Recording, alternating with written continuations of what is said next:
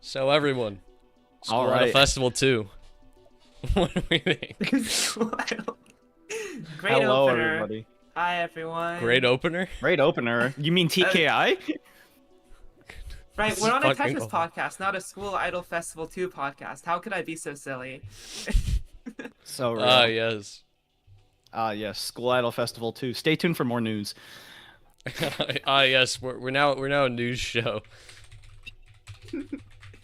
It's a recurring Anyways. segment now. Yes, So, I yeah. think we can call it that. It's like our first actual recurring segment because we somehow don't have one of those yet. That's true. That's true. Like Badgoblin being a host isn't even a recurring segment.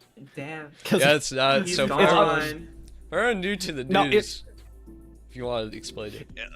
Yeah, so literally the night before we were about to start, we were like prepping for this. Badgoblin sends us a DM saying that he has to suddenly take a flight to Chicago today. So he is currently stuck in a Spirit Airlines plane. Oh no. So pray for a safe travel. Pray for his safe travel and arrival to Chicago, because it's Spirit Airlines. Yeah. Yeah. I don't know if Like- y'all know, it's like the American Ryanair, something like that. It's just the very budget airline. Everything is cut out. Probably including Yeah. safety. Who knows? So Listen, Hopefully all right, not. they don't want to tell That'd be you a about huge- that. yeah, I mean, I hope he's okay. My condolences. It's okay though. But yeah, we are We're here. podcasting. Yeah. We have Azura, kind of, in well, the not flesh. intentionally taking over, but it still works because she did a lot for Snow is Infinite, Mhm. It's true, Yeah, which yeah, is yeah. what we're talking about. I was What we're there. talking about here. Yeah, technically Yeah. not a more fitting guest than Azura, who was there and took my job. I wouldn't say Wait, that. Azura You did a lot more. Azura owns Puzzle Kingdom. Oh wait, right. You're saying in Yeah, general. yeah. Now you I get to have suppose. that joke. Ah man, I mean the thing is, I feel like it only worked because you were like so associated with it. I'm like new to it, so I don't know if the joke works as well. Give it a In couple theory, months. It a couple It'll months, work. yeah. Thank I- you, Jameson. Actually, if anything, it makes more sense because people probably won't know that PK was passed from Edge to you. That's fair. Yeah, I suppose it's a good way to spread the word. I do own Puzzle Kingdom. That's crazy. That's wild. I don't Yeah, own speaking of- shit. I'm free. I just say whatever I Wait, want you now. have Nightshade. Oh no. Okay, I don't own anything in the puzzle gaming community. Wait, Edge owns Nightshade? Wait, that's crazy. Tetrio.tips. Oh my god. So Visit true. Visit the official website at tetrio.tips. The official Nightshade website. We're still Anyways. trying to figure out who bought that. Okay, Tetrio.tips now has a new redirect. This is so sad. Don't go Wait, to what? Tetrio.tips Does it anymore. really? Hold It on. now goes to a Yakin 4-wide video.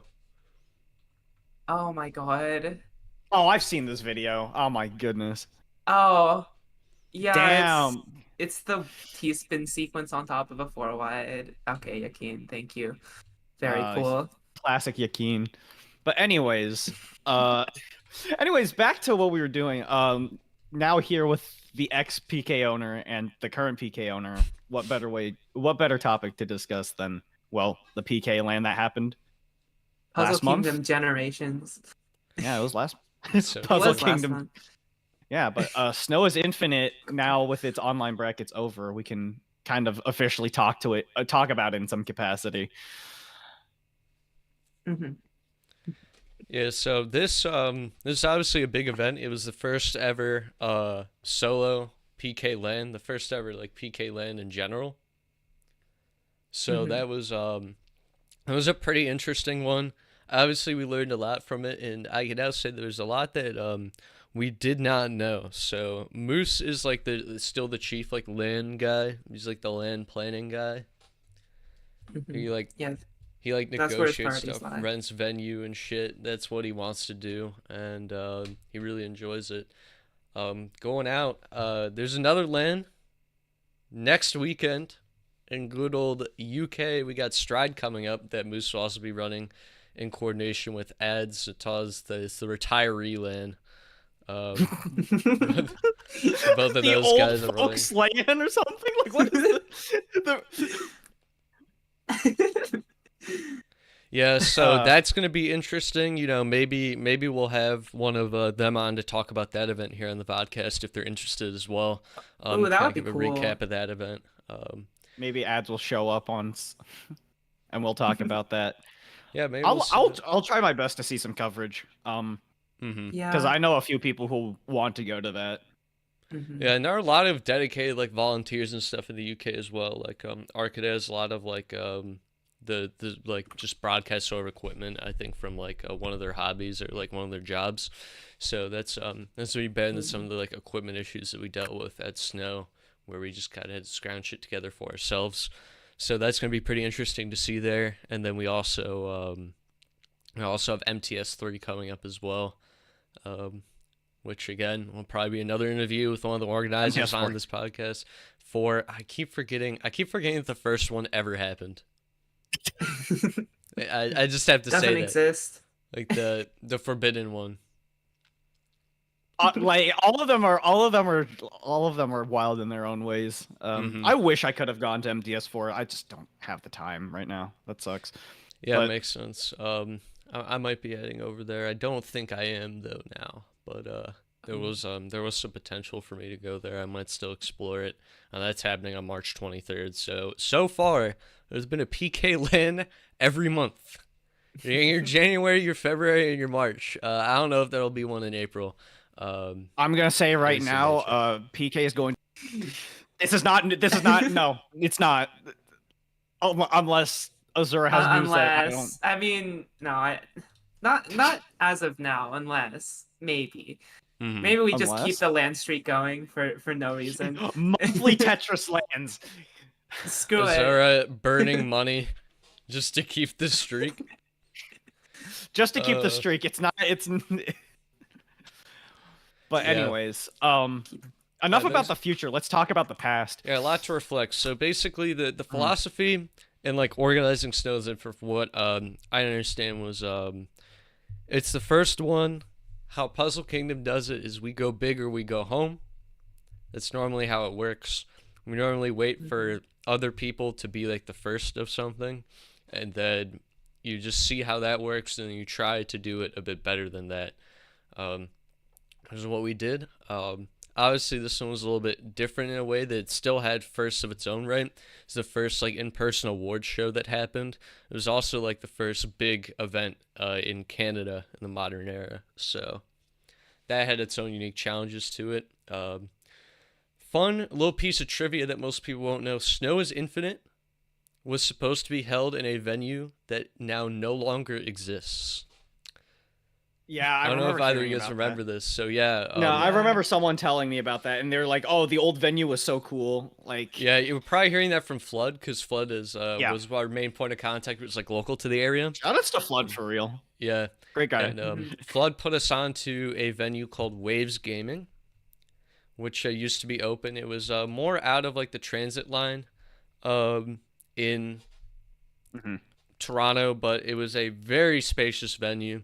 Had a big stage, had like 6 dedicated rigs that content creators could use for streaming, had a full commentary desk with like mirrorless cameras. It had this all already wired up, so you just go in, you plug in your graphics, and you start your stream. There were 40 PCs there, very spacious. They also had like catering and stuff there on site. It was near restaurants, I think. But they unfortunately closed their doors in November. They were not even closed much longer before the event, but they knew that they were closing really early. They planned the closing like 6 to 8 months in advance, so they let us know that they could no longer have us for the event. So we had to find other accommodations. Had a few places in mind, and then we landed on the venue that we ultimately went with, which was Invictus Game Station. We're supposed to have the venue for 10 hours each day on Friday and Saturday, and then we rented out a kind of karaoke hall that's only open in the summer, but we rented that out since it was in the winter, with the stage and the audio equipment and all that stuff for the Stacky Awards. So as far as venues go and organizing that, That's where that went to, and a random guy was instrumental in the Stacky's planning, helped set up the venue stuff, literally hosted the event, 3D printed all the trophies. So shout outs to you, random guy, for the suggestion. Yeah, it turned out pretty For the well. suggestions and the helps there. Yeah, Random did a lot to like organize everything. Wrote the script as well, basically. Yeah, wrote the Like, script, put on a great show, and honestly, since I hadn't seen him host any events before, he's just a great MC. Honestly, I think he's really he's very good. good at it. If he had like more consistent stage direction and stuff, he'd be on fire. So yeah, absolute MVP of the It's pronounced a Stackies. bunch of names though. I'm kidding. All right, folks, we'll read down a list of names. But yeah, List of there are a names lot you of forgot, people. mispronounced, or no, it's fine. Listen, I'm not a big name guy, so I get you there. Yeah. So yeah, that's just the little cliff notes of like the early organization, and then our goal is we wanted to kind of establish Snow is Infinite as a puzzle gaming event. It's not a Tetris event. There are like other games there, so we had connections with the Panel Attack community. So we hosted Panel Attack there, which was a great time. Shulsol helped out a lot, put in some like in-game integrations and stuff for it, which was like amazing. The in-game integration there with like the overlay and the graphics, and Senatoa, the OC, was actually like in the game. That was awesome. And we, of course, we had PPT there. We had the mixed versus doubles, Puyo Tetris versus Puyo Tetris. You always got to have that at a LAN event because it's hard to kind of organize people for doubles online. And we also had Swap, which you can't really run online right now. So that's another kind of class you have to have there. We also had Topple Pop. We also had Towel Pop. It was the first in-person Towel Pop tournament. That was also 2v2. Though in hindsight, I would have rather advocated for 1v1 for Towel Pop. I think that would have been much easier to get people for. And Shoutouts to team, real quick. Shoutouts to Team Davo and Commando for not consisting of either me or Davo. They just chose that name. They just chose that name, and I looked at the bracket and I was like, "Who is this? Who was it?" I think it was, if I'm remembering correctly, it was Sarah's team. That makes sense. That's on brand. Was it Sarah and Ren? It was something like that. It was really fun. Something like that. And I was like, why? I wasn't I wasn't upset at that. I was just extremely confused. It would have been so much funnier if we had to calm their finals. Oh my god.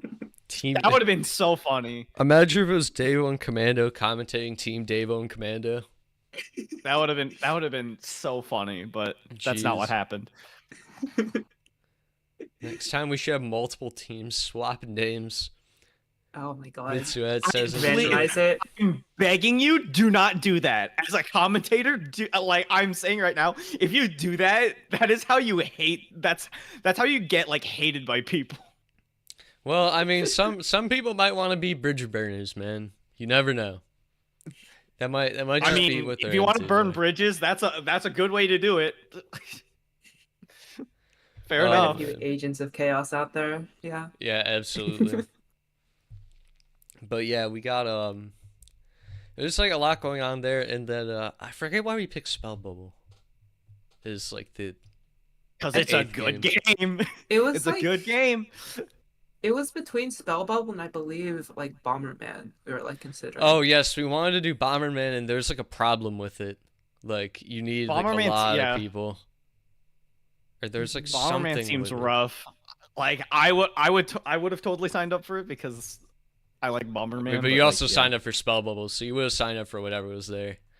Honestly, if it's something less known and I know it, I would have signed up for it because I also signed up for Panel Attack. Panels. It was pretty awesome. But yeah, no. Mitsu actually brought up a good point. It was so hard to play it. Oh yeah, because it's a rhythm game. You need the music and yeah, it was keep rough. forgetting this also a rhythm game. Yeah, I guess logistically you want to bring headphone splitters for that, but that gets difficult to scale. Yeah, that's gonna be hard. But yeah, it'd be difficult to scale, and it'd just be pretty niche as well for what the bracket ended up like being with the size and all that. Like we probably would have overcomped on adapters and stuff. And then yeah, we set the entry fee to 20 crisp American dollars, equivalent to like 26 and 2/3, I think, of a Canadian dollar, some like stupid number like that. Something Um, like that. Yeah, that sounds right. It doesn't matter all that much. and Yeah. other details to note, like just miscellaneous details, if you guys have anything, because I'm trying to think of them. I think we covered it all. Like just little miscellaneous things. Yeah, I believe so. I mean, we had we had Tetris Effect and Tetra Esports, but those I think everyone knows were delayed. Yeah, we finished those later. You know, Yeah. and that's kind of why that's kind of why this episode's a bit later down the line. Yeah, we wanted to wait until everything was said and done before or to say anything, rather than making like a preemptive kind of retrospective, because now it's actually done. So it's a And then real we had the interview retrospective. with OSW, and then so we had to bring it back another week. Mm-hmm. Yeah, Yeah, but that was cool though. He's a cool guy. yeah, as I was saying before, like on my own stream, the first interview that we did was definitely a little rough around the edges, but Yeah. you know, we're gonna get better at it over time, and so it's just interesting, especially from people who you don't see many interviews of. Like this is like OSW's like first like big like video interview. There are a lot of people who just haven't been reached out to yet with that like kind of opportunity, and kind of documenting that and learning more about like the players individually that make up the scene. 'Cause you don't see a lot of like their personality. A lot of people are pretty like shy about that. Some people don't like showing their face. Some people can't go to LAN, so you can't like meet them there. So it's a pretty good Yeah. opportunity to like do that and have people kind of express themselves in that way for the first time. And who knows, Zuri will probably eventually get interviewed on the show. Um, Oh man. Granted, you don't show up on agree. Apple. If you don't show up on Apple Orchard again. Oh my god. That's not right. I'll have to put in a convincing financial offer to acquire Apple Orchard for a crisp $10 bill, so we don't have to worry about them anymore. And then If they decline let me just get them out of the way. that, don't worry, Edge. I'll pitch in an extra $2. Yo, 20% I'll match increase. Commando. I'm down. Oh, Let's do yeah. it. Let's work on this acquisition. We'll get rid of them. Yeah, we'll get them out of there. We're gonna do a new joint venture to be dissolved immediately. First episode immediate. Oh, we have more. Oh, Yes. Jameson said they have $6. Oh, You have $6 for Let's do this? it. Crowd 20 no, Indiegogo. I think $20 to just buy out Apple Orchard. We have Moose. You gotta pay way more than that. Listen, are you saying Moose that would Moose side would with come on us. the show? No, yeah. I'll just call Miru. Just Yeah, call an just get oiler and Moose. have them come in. He can bankroll it. It's fine. Yeah. Yeah. Right, but aside from that, we've covered everything beforehand. Do we just start going in? Do we start talking about Friday? We can. Yeah. So Friday, I have to refresh myself. At least as far as like public facing times, because Yeah. let's things let's end just say for me, it was a blur. So Yeah. Yeah, there was a lot going on. I do remember day one was like less Tetris, and then day two was most Tetris. Yeah. Day one had PPT, and then all the Yes, puzzle okay. games. So the Yeah, they had panel intended attack. the intended schedule. Day 1, we wanted to run panel attack, PPT doubles, toggle pop doubles, spell bubble, and swap. And the fun fact about this is all of these brackets did start on January 5th. Okay? So that's something that I do remember. I'm pretty sure all these brackets did start on January 5th. So the first problem was the first like big problem was the the venue time situation. I know most of you've been waiting for this to be brought up, probably, especially if you were an attendee. The venue time situation. Yeah. There was a very specific number I mentioned earlier, saying we had the venue for 20 hours across 2 days. All right, for public facing, we were supposed to have it from noon to 10 p.m. on Saturday and noon to 10 p.m. on Sunday. And like we're like an hour into setting up, we're making plans and all that. And what happens is we're told by management at the venue that we only have until 7 p.m. on both of these days. Because there was a miscommunication in the already agreed upon terms. So at that point, I can tell you what I thought personally. I was like, fucking whatever. Something will happen. We'll do something. So I just go back to setting up. It's also worth noting, this is one of the busiest weekends of my life. When I was in Canada, on Friday, Saturday, and Sunday, I woke up, like got ready, went to the venue, worked, went back to my hotel, ate, slept. That was my life on Friday, Saturday, and Sunday. So I was putting elbow grease into this tournament to try and make sure that stuff would run, specifically with like the broadcast. But I was also just like going around. I was like talking to Show Soul, helping everyone make decisions. So that's Yeah, you were busy. You were really, really busy. Yes, I was. I wish I could have helped more, honestly. Like I remember being at the venue. I came in and like the first thing I saw was Edge just like at a computer trying to get everything set up, and I was just like, this like, is there something we can do to get like the weight off your shoulders? You're just like sitting there, and like I don't think you had a single moment to like actually like take in the moment, you know? No, I didn't. I was locked in. Like grinding out the event, and the problem is most of the tasks I was like doing Tasks? Sorry. Oh my god. I'm sorry. Fuck. I'm so Bad, though. sorry. Okay, you know what? I don't think I should be here anymore. all right. Azure and Edge VODcast. I'm sorry. That was Wait, actually wait 1 second. Oh no. God fucking damn it. I shouldn't have spoke. I should not have spoke. Oh my god, I'm so sorry. Okay. Sorry. Anyways, we're just gonna ignore that ever happening and move on. Okay, so yeah, the problem is most of the tasks I were doing were only tasks that like one dude could do, right?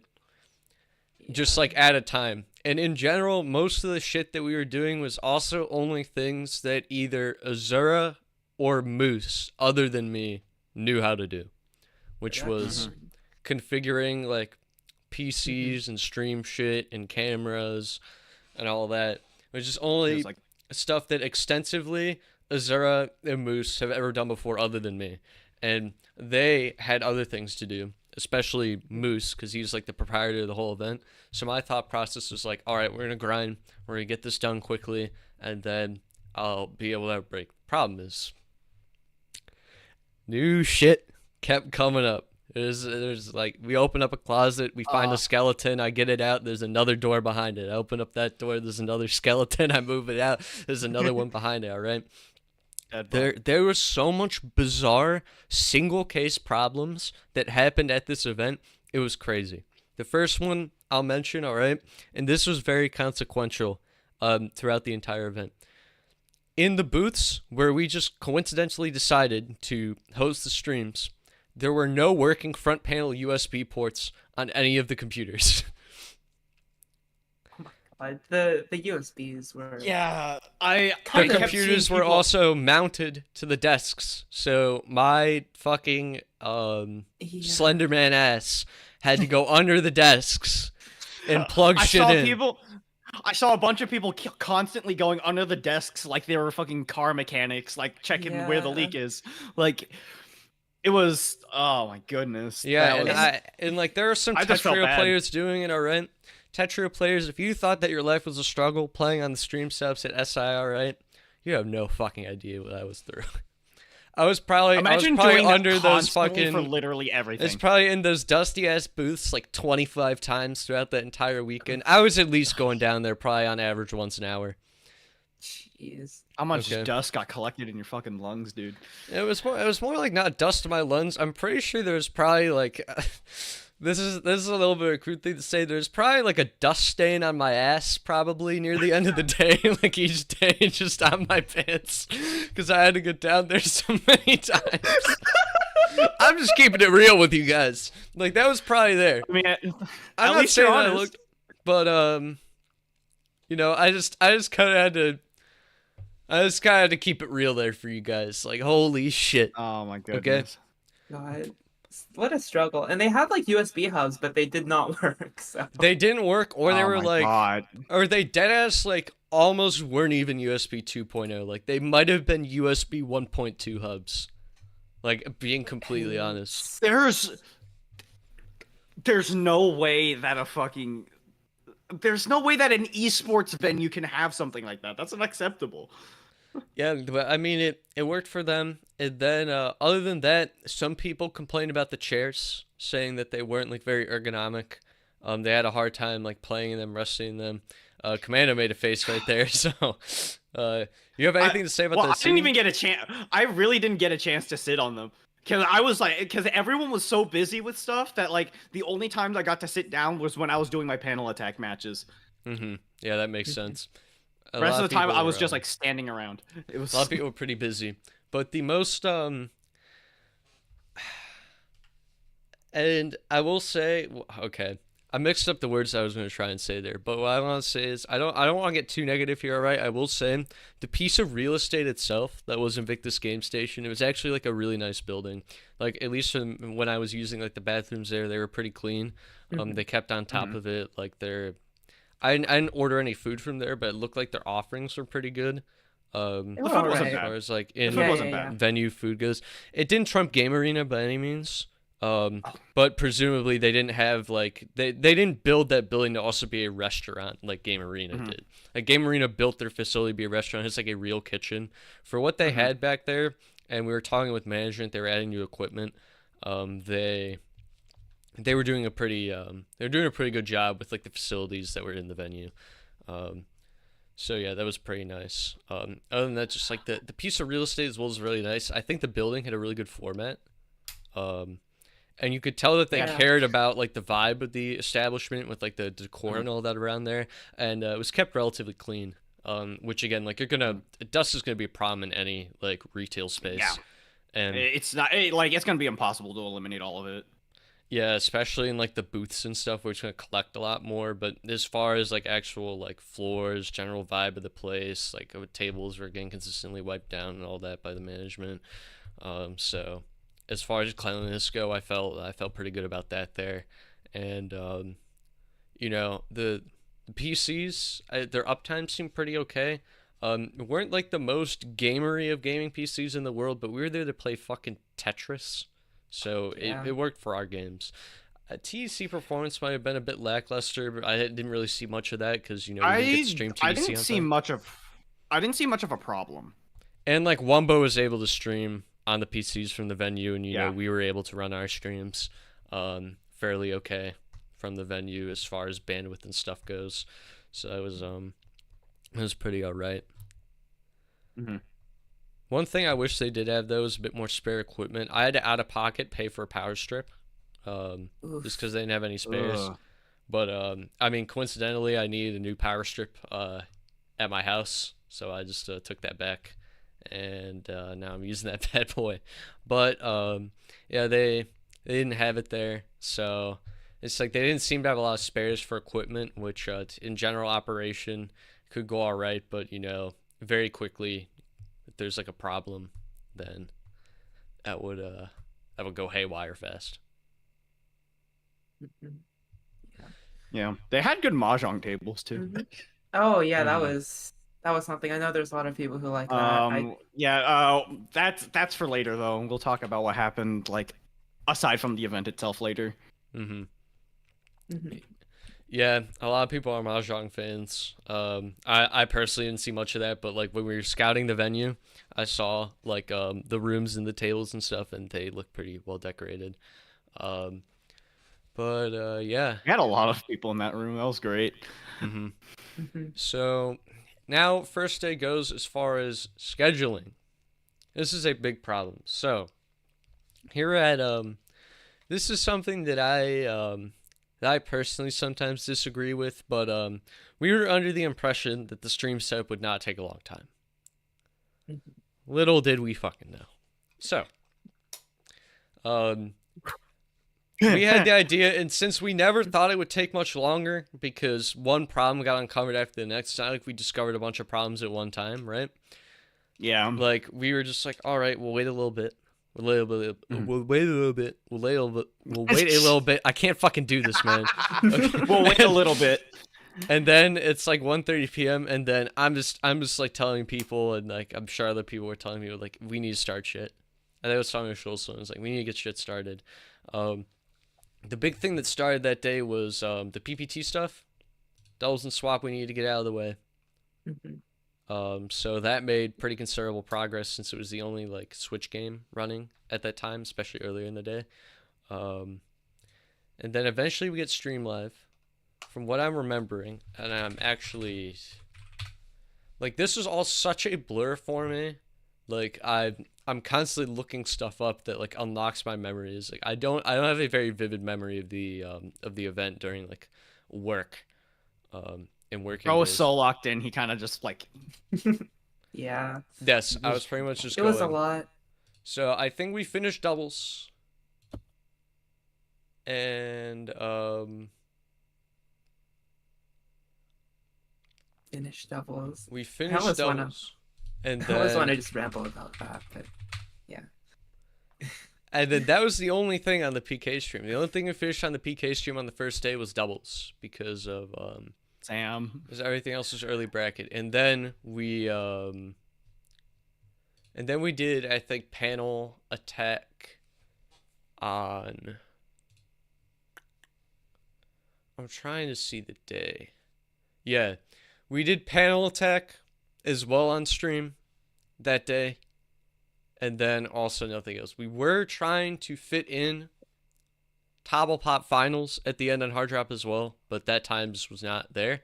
Because there were some like issues with controllers on the PCs or something. Like there's an issue with connecting enough controllers for people to play with like the fucked up USB hubs and shit like that. So we needed to wait for like a how that was played, if I'm remembering correctly, is there's a GameCube adapter that someone found. And I think Tobble Pop Finals was played on 4 GameCube controllers, or I think at least 2 GameCube controllers. Okay. No. No. Which I'll say. Ain't no. You Or mean there was grand a finals? point where that was experimented with, and like they were trying to use it. And I'll say, listen, I'm a big fan of the GCC, so I'd be down. But then again, Ridiculous. you know. Yeah.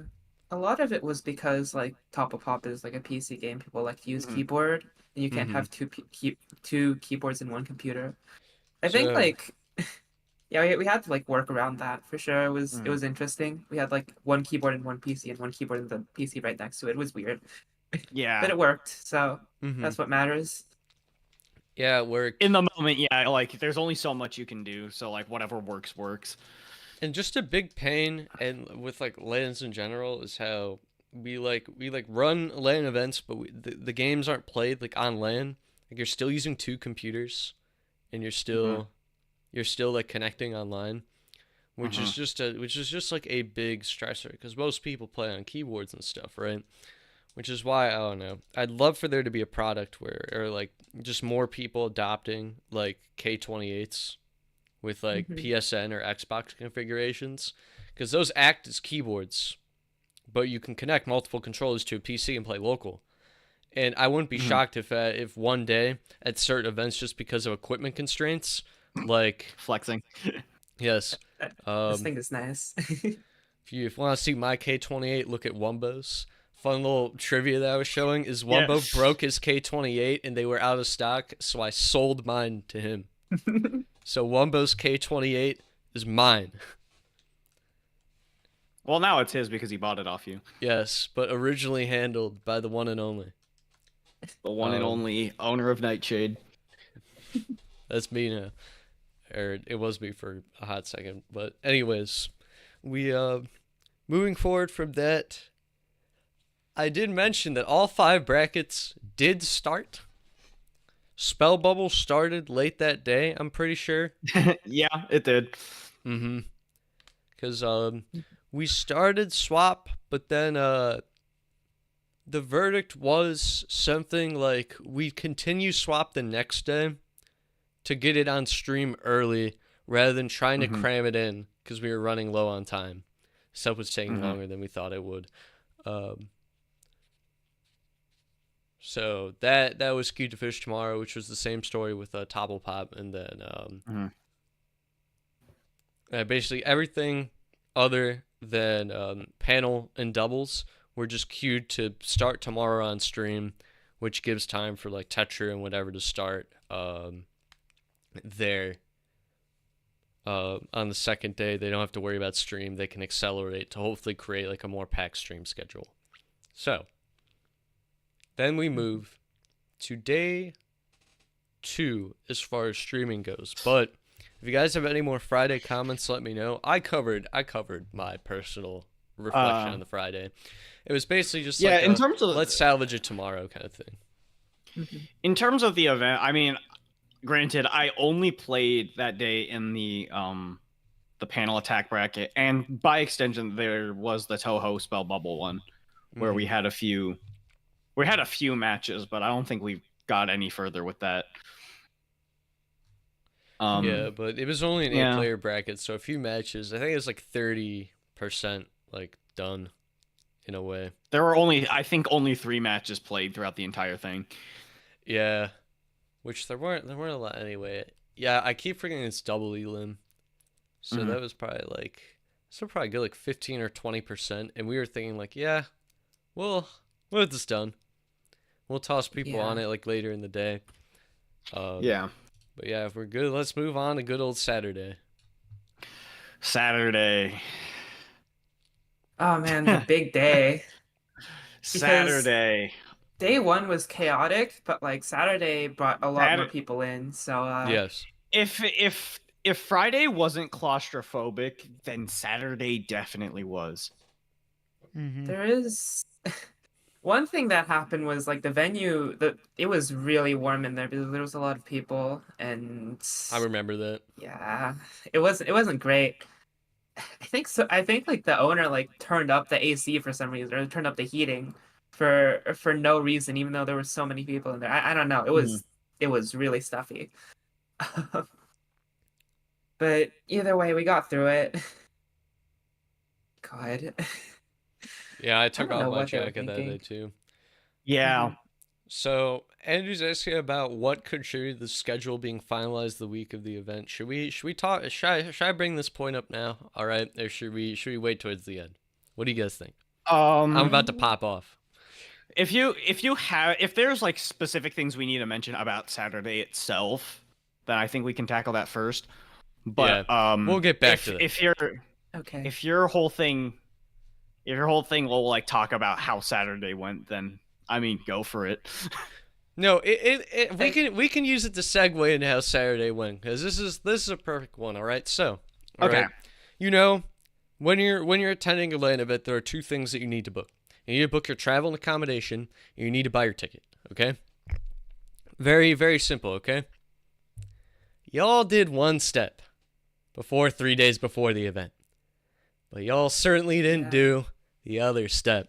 Fuck y'all who bought your ticket on Thursday. If you didn't buy it before fucking January 1st, fuck y'all. I'm just gonna say that is genuine hatred. I remember at some point, Edge and I were talking about it at some point.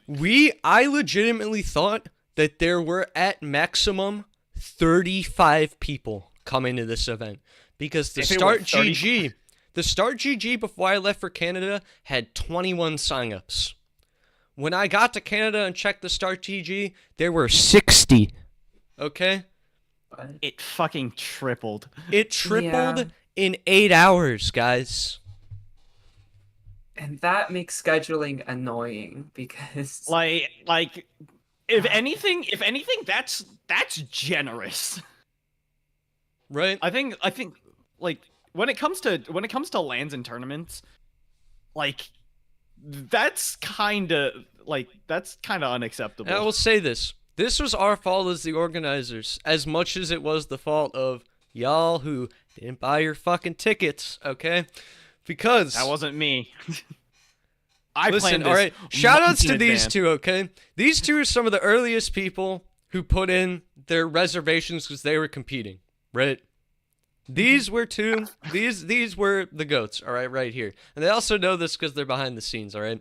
I can't blame people too much who weren't behind the scenes, but a lot of people who did sign up late knew behind the scenes what stuff was like. So I'll also just point that out, all right? So from now on, if you're planning to go to a LAN tournament, okay, even if your travel and accommodation aren't entirely set in stone, you can always pay the venue fee. If you're not showing up, ask us for a refund.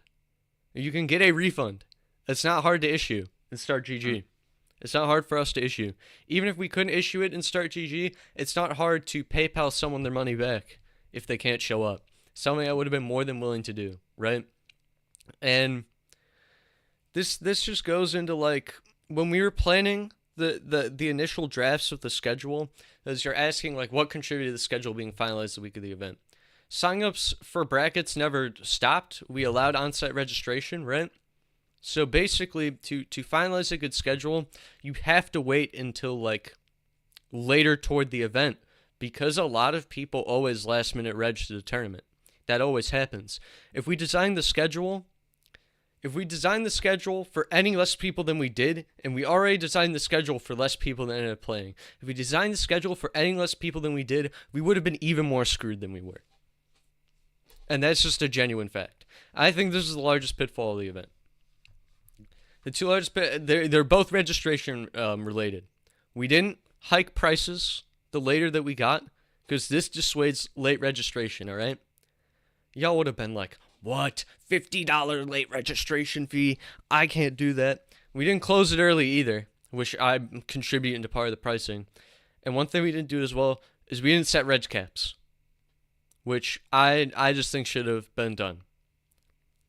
Like we didn't set like hard reg caps. I'm sure that if it ballooned early, we would have done something, but it looked underpopulated for the majority of time. And then people just came out of nowhere putting their registration in. Really put us in a bind, especially with that Tetrio bracket, man. That Tetrio bracket was huge. My god. It's like 50 people in it. That's that one was like the most absurd and I think like the most unacceptable instance. Mm-hmm. In fact, I think actually I think most of those late signups were just Tetrio, were they?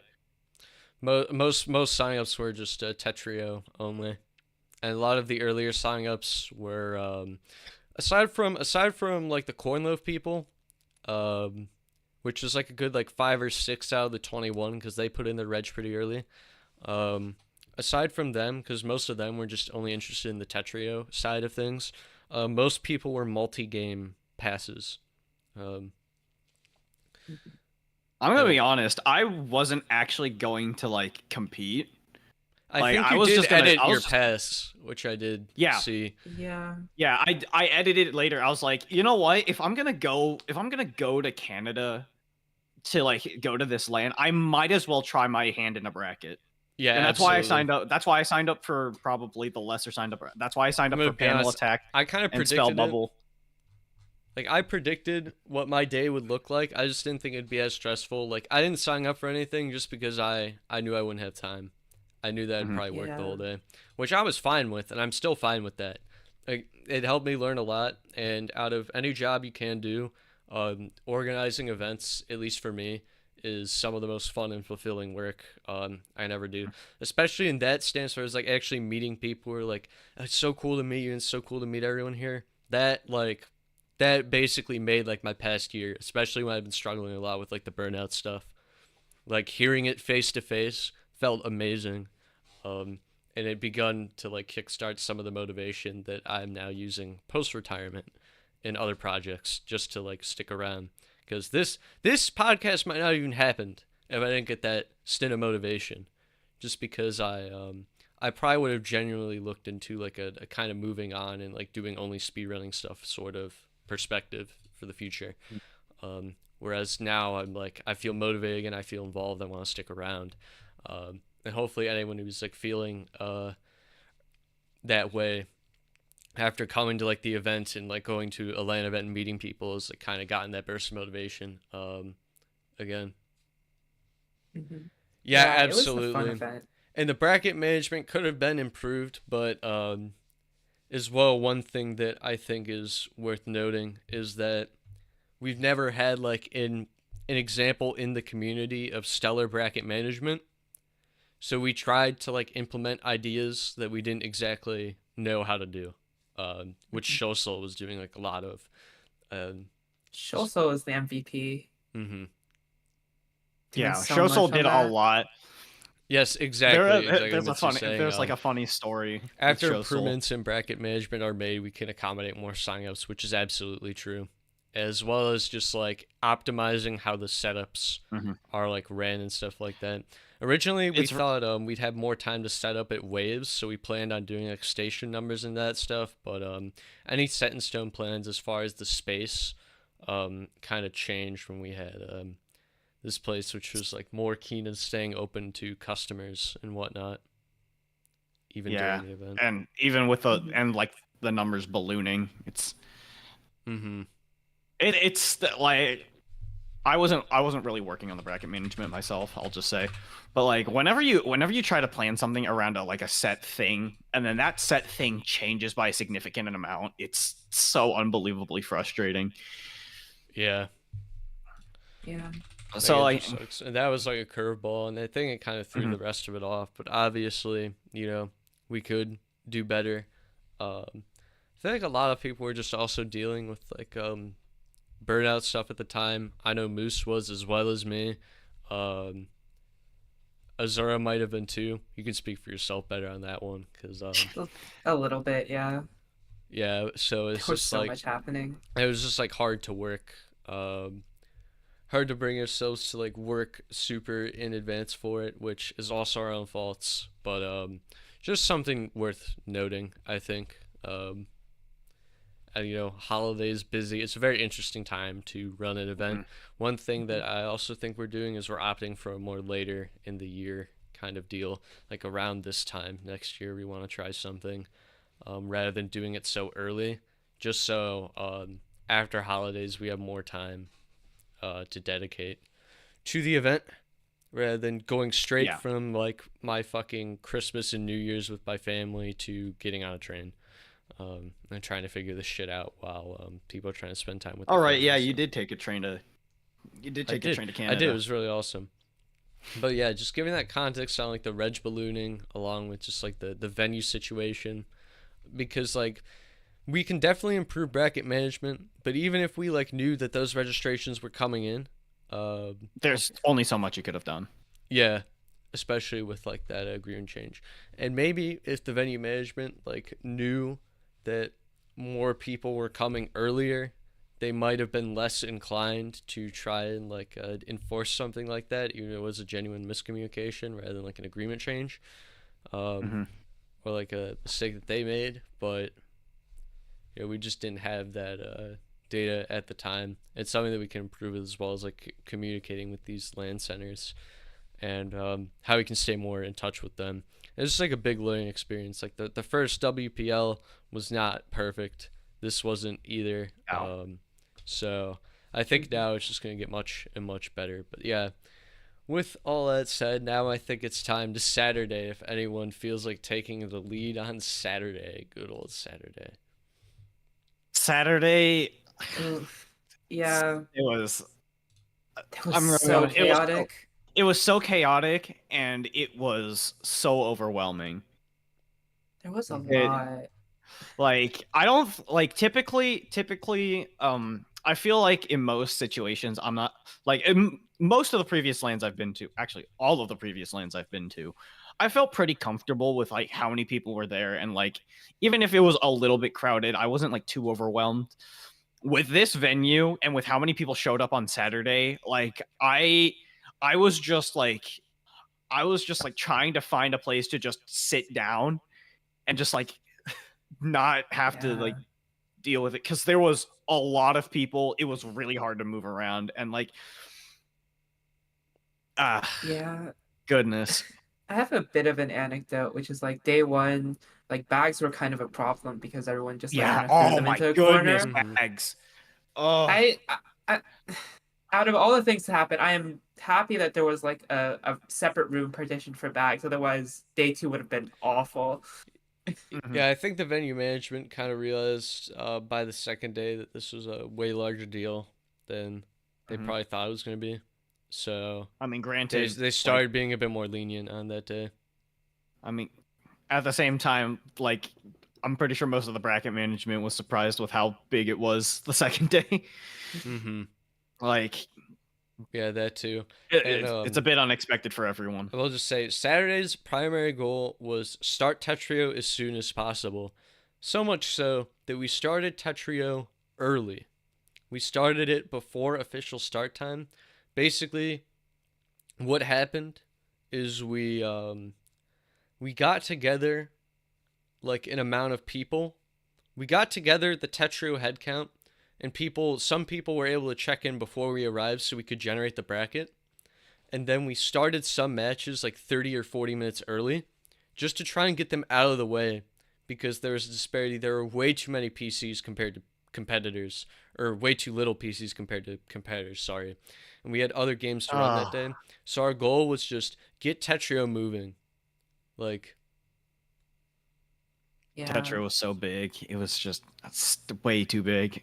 mm-hmm. Packed bracket. You want to get that started as soon as possible. Packed bracket, and there was still more to run, and Tetrio was just there the entire day.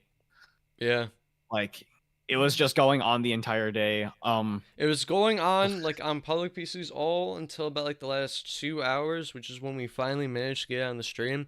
I will say that panel attack and PPT swap did make it through the stream early, mhm. relatively early. We did manage to get them through, which was nice. Um, Yeah. if I said panel attack first, I meant toggle pop, and Mhm. PPT swap. Um, Yeah. I yeah, I like, even I was kind of starting to get frustrated with how much Tetrio was like taking up the venue, and like how yes. much time it was taking up. During comms, like I kind of went off a little too much on a rant. Mm-hmm. But yeah, it was Okay. just so much. Oh my god, I forgot a very important point. All right, so you know our venue agreement, how we got slashed 3 hours as well, right? Because after that time, this guy, the venue management wanted to take customers for extra hours. We also had to tear down our setup and put it back up the next day, which consumed a lot of Yeah. our time. Which compared to other Yeah. agreements, such as like the WPL venue agreement, setup was able to be left there, I'm pretty sure, or was just already integrated into the venue. Like the broadcast booth already integrated and set up. Mhm. Uh, Operators were there, but like stuff could be like left set up, partitioned specifically for us. So that was another big pitfall. Um, they weren't expecting. We could at least leave stuff there, but the only real thing that did was save me like 2 train rides from having to take a suitcase to and back, and that's really all it did. Which Yeah. was nice, but in the grand scheme of things was not exactly consequential. Hmm. Because leaving those tough to configure setups with the USB ports and stuff deployed would have been amazing for the stream. Um, Hmm. it would have been huge for us. But aside from that, moving forward on that day, Tetrio does get finished on stream, which is a huge accomplishment. It's something that I didn't even think was going to be possible with the bracket Granted, good size. matches, like Yes, good matches on the Tetrio side, and but and the like, matches were great too. Um, It was that was some great energy running that stream. And let's see, what else did we get? I have to look at the schedule again. Guilty Gear Strive finished somehow. That was an event that was also happening. I forgot that was happening. A little bit honestly. of a little bit of an afterthought, but we have some like FGC fans in the Greater Toronto area in Puzzle Kingdom, so we just wanted to give them a little something.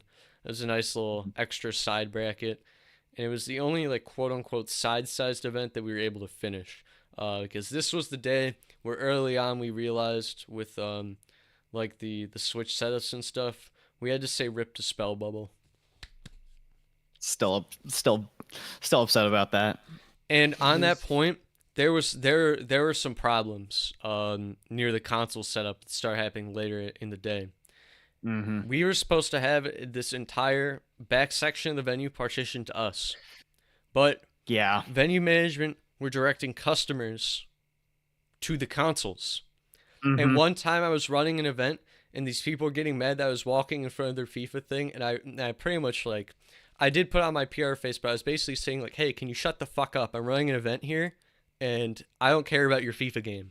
I need to run this tournament. We have 100 paying customers in here for our event. You mean nothing to me.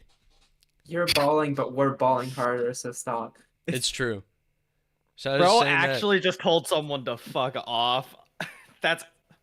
And I didn't say that out loud, but I used a pretty stern voice. It's like, hey, we're running an event here. You're not even supposed to be here, so be thankful that you have this set up. That's basically what it came off as. And then I just moved on, and I kept configuring my cameras. Because they were not supposed to be there.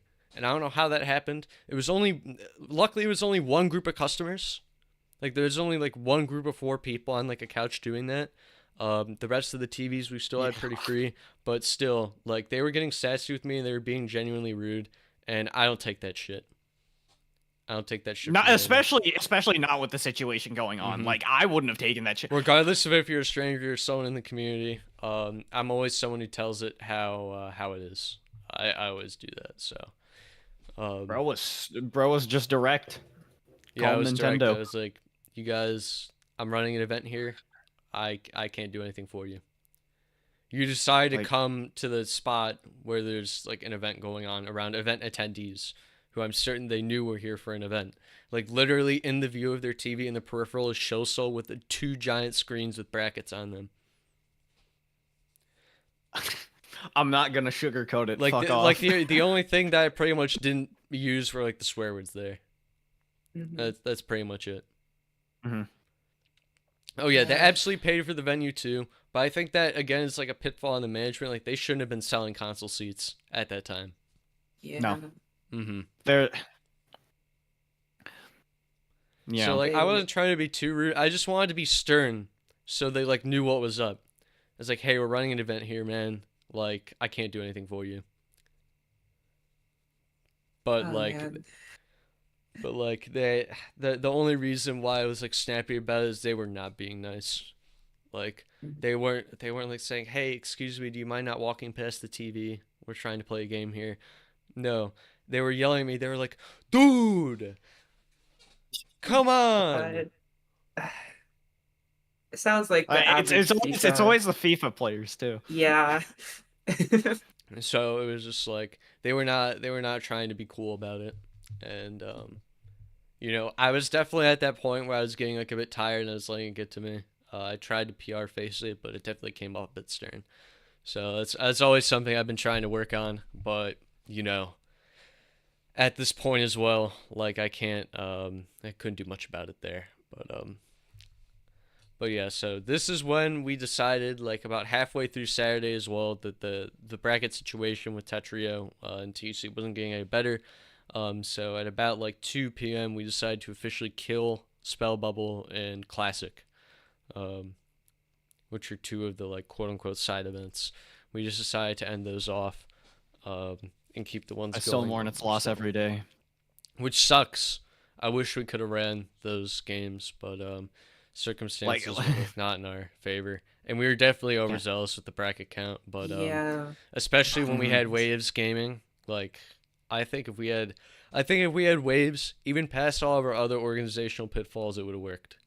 Um, Yeah. just If we because had a we were larger, guaranteed the like, whole space, our communication with them was stellar.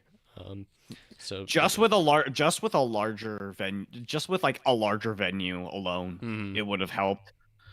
A larger venue setup would have already basically been done. Yeah, because the You had Mhm. audio more and shit was already time. pre-configured, like it was Mhm. there. Um, so we didn't Yeah. have to do that ourselves, and that would have been like a great resource for us. But yeah, Uh, then then the only other brackets that we haven't really talked about are the ones that we had to postpone, which are TVC and Tetra Esports. Zone Battle. The problem was between Zone Battle and Tetra Esports, you had roughly the same player pool as Tetrio. You had those like 50 Mhm. players, but now it's Mhm. competing across 2 games. So the PC problem was ran into again. Um, Yeah, like it got so bad. Mitsu wanted to play the match with me, and I would like it was so bad I couldn't find a setup. So what I had to do was I had to pull out my Steam Deck to play my match. Oof. And God damn. I'm not a controller player. I don't play on controller normally, so I was already handicapped. Hmm. Oh no. And like, yeah, eventually the online bracket came, and at that point I was just like, just drop me out, because the main reason why I wanted to play in the bracket was because it was in person. But like at the online point, I was just like, it doesn't matter too much. I'll just stick with the comms. Yeah. Um, which just sucks. But Hmm. the way that I see this is like we really got hit with the most extreme possible version of the famous WPL SoCal. Any remembers? Yeah. Oh man. So this is like SoCal times 10. Like legitimately, it Yeah. was. Yeah, I mean, instead of running early into the morning and getting kicked out, we got kicked out so early. Mm-hmm. Hmm. Oh man. It's Yeah. really Yeah, it would have unfortunate. been helpful. Which is where like the setup and station management would have been good because at that point we realized that we had to try and limit free play as much as possible. But Mhm. you know, sometimes people just don't get the message or they like don't know what's going on in other brackets. Like if you come here for Mhm. Tetrio, your focus is on Tetrio. You're not really gonna give a flying fuck what the TEC bracket does. Just because you know you're coming Yeah. to Snows Infinite for that Tetrio experience. You're not coming for another event there. So Tetrio. that was just something as well. That was the thing. It's like hard to communicate that, but like in the future, that's also something that I'd love to see is just like more Mhm. kind of direct management at the stations and hopefully Mhm. being able to convince venue operators like early that we'll need spots for free play or find a way to include them in a pricing plan that makes sense for us. Um, Yeah, and I'm assuming if we have stuff like registration caps and like limits, mhm. it'll be a lot easier to manage like how many stations are dedicated to a certain game or something. Like that needs to happen from now on. Yeah, Hopefully, at least that happening by that square that one. should that should kind of I think Snow's Infinite kind of teaches that precedent in honestly the roughest way possible, Yes. Yeah. because it was just Yeah. rough.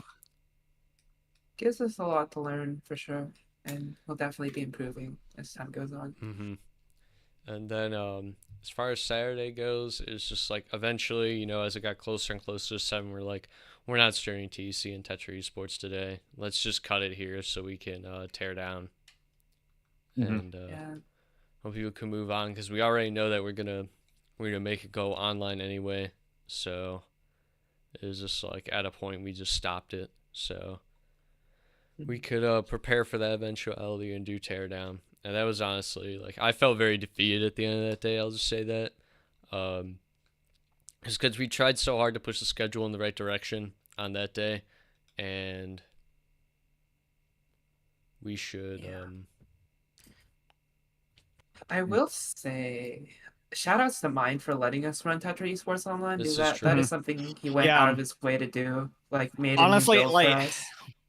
honestly, when I heard that the Tetra Esports bracket was delayed, I felt really bad for him. Yeah, I Yeah. felt awful too. Like delaying Yeah. TEC, I was like fine with. It's been seen a bunch of times, but like we were really trying to get Tetra Esports to go. But the problem, there was a bug in the game at that time where there was no scroll bar on the room selection, so we could only have 4 sets going at a time. Well, you could use your keyboard. It was jank. You could use your keyboard to get the other ones. It was still not great. I don't know if And that was the plus main that was like bottleneck. hard to communicate in the moment. So Yeah. a lot of people just thought there was like that cap. Mhm. So it just hindered time like for people getting into matches, which is why Tetra Esports was like it was a bit more behind than TEC was, at least proportionally. But Tetra Esports did actually get reasonably far. When we were starting the online Yeah. portion, we were kind of near the top 8 already, where TEC sets were just taking longer. Like, we could run less Tetra Esports sets, but it'd take longer. But I think that if that room bug was not in Tetra Esports, it probably would have finished at the venue. I was pretty confident in that. Especially if we cut TEC earlier and it's like, hey, every setup Tetra Esports, which is what we did near like the later half, if I'm recalling correctly. Yeah. I have Just- to, yeah, I have to say, like, I really like Tetra. I liked looking at Tetra Esports because it was just like, and it's like I said, it's a shame that we didn't get to finish the bracket there. Absolutely. Because It's a like fun game. It's so good. yeah, mine came all the way. Like mine went out of his way to like come to Snow's Infinite because this game was there. Mhm. Yeah. Like get it that trip was probably fairly expensive because he had to travel Mhm. from like South America. Like real props to him. Like real shout outs. Like dude didn't have to show up, but he did. Like he showed his game. He was really nice to talk to. Mine's a cool guy. Mine's really, really fun. Yeah. Yeah, I was able to have a few conversations with him. Not as many as probably you Mhm. guys did, but mine's really awesome. I've always enjoyed having Mhm. him around, and I'm glad that we finally got another working prototype of a TDS game. Yeah. Yeah. And I really hope and they do after come out. yeah, I hope- after seeing the game, like I think like I'm like 100% sold on it. I'm ready to see what happens when it comes out. Yes, absolutely. Yeah. I really hope he comes out to more lands. It was really, Mhm. really nice to meet him. Yeah. Yeah, being able to have mine come out to more stuff would be like really awesome. Hopefully we can see it more, especially when Tetra Esports is kind of thriving there and is released, has players, is bringing revenue for him. He's working on it full time right now. He's taking a gap year from Exploring University to work on that game full time. It seems like his family and parents and stuff are also extremely supportive, which is fucking that's- awesome, man. That's great. Yeah. Wishing the best for mine right now. Yeah, so be Because sure to support we that game. absolutely need a game. We absolutely need a game like that out. Listen, I'll just say something like this. Tetrio is an amazing game. Continue to support Ask and all that stuff, but having variation in the style of stacker games is very important, especially since this is a big chance for a tuning limit game to pop off.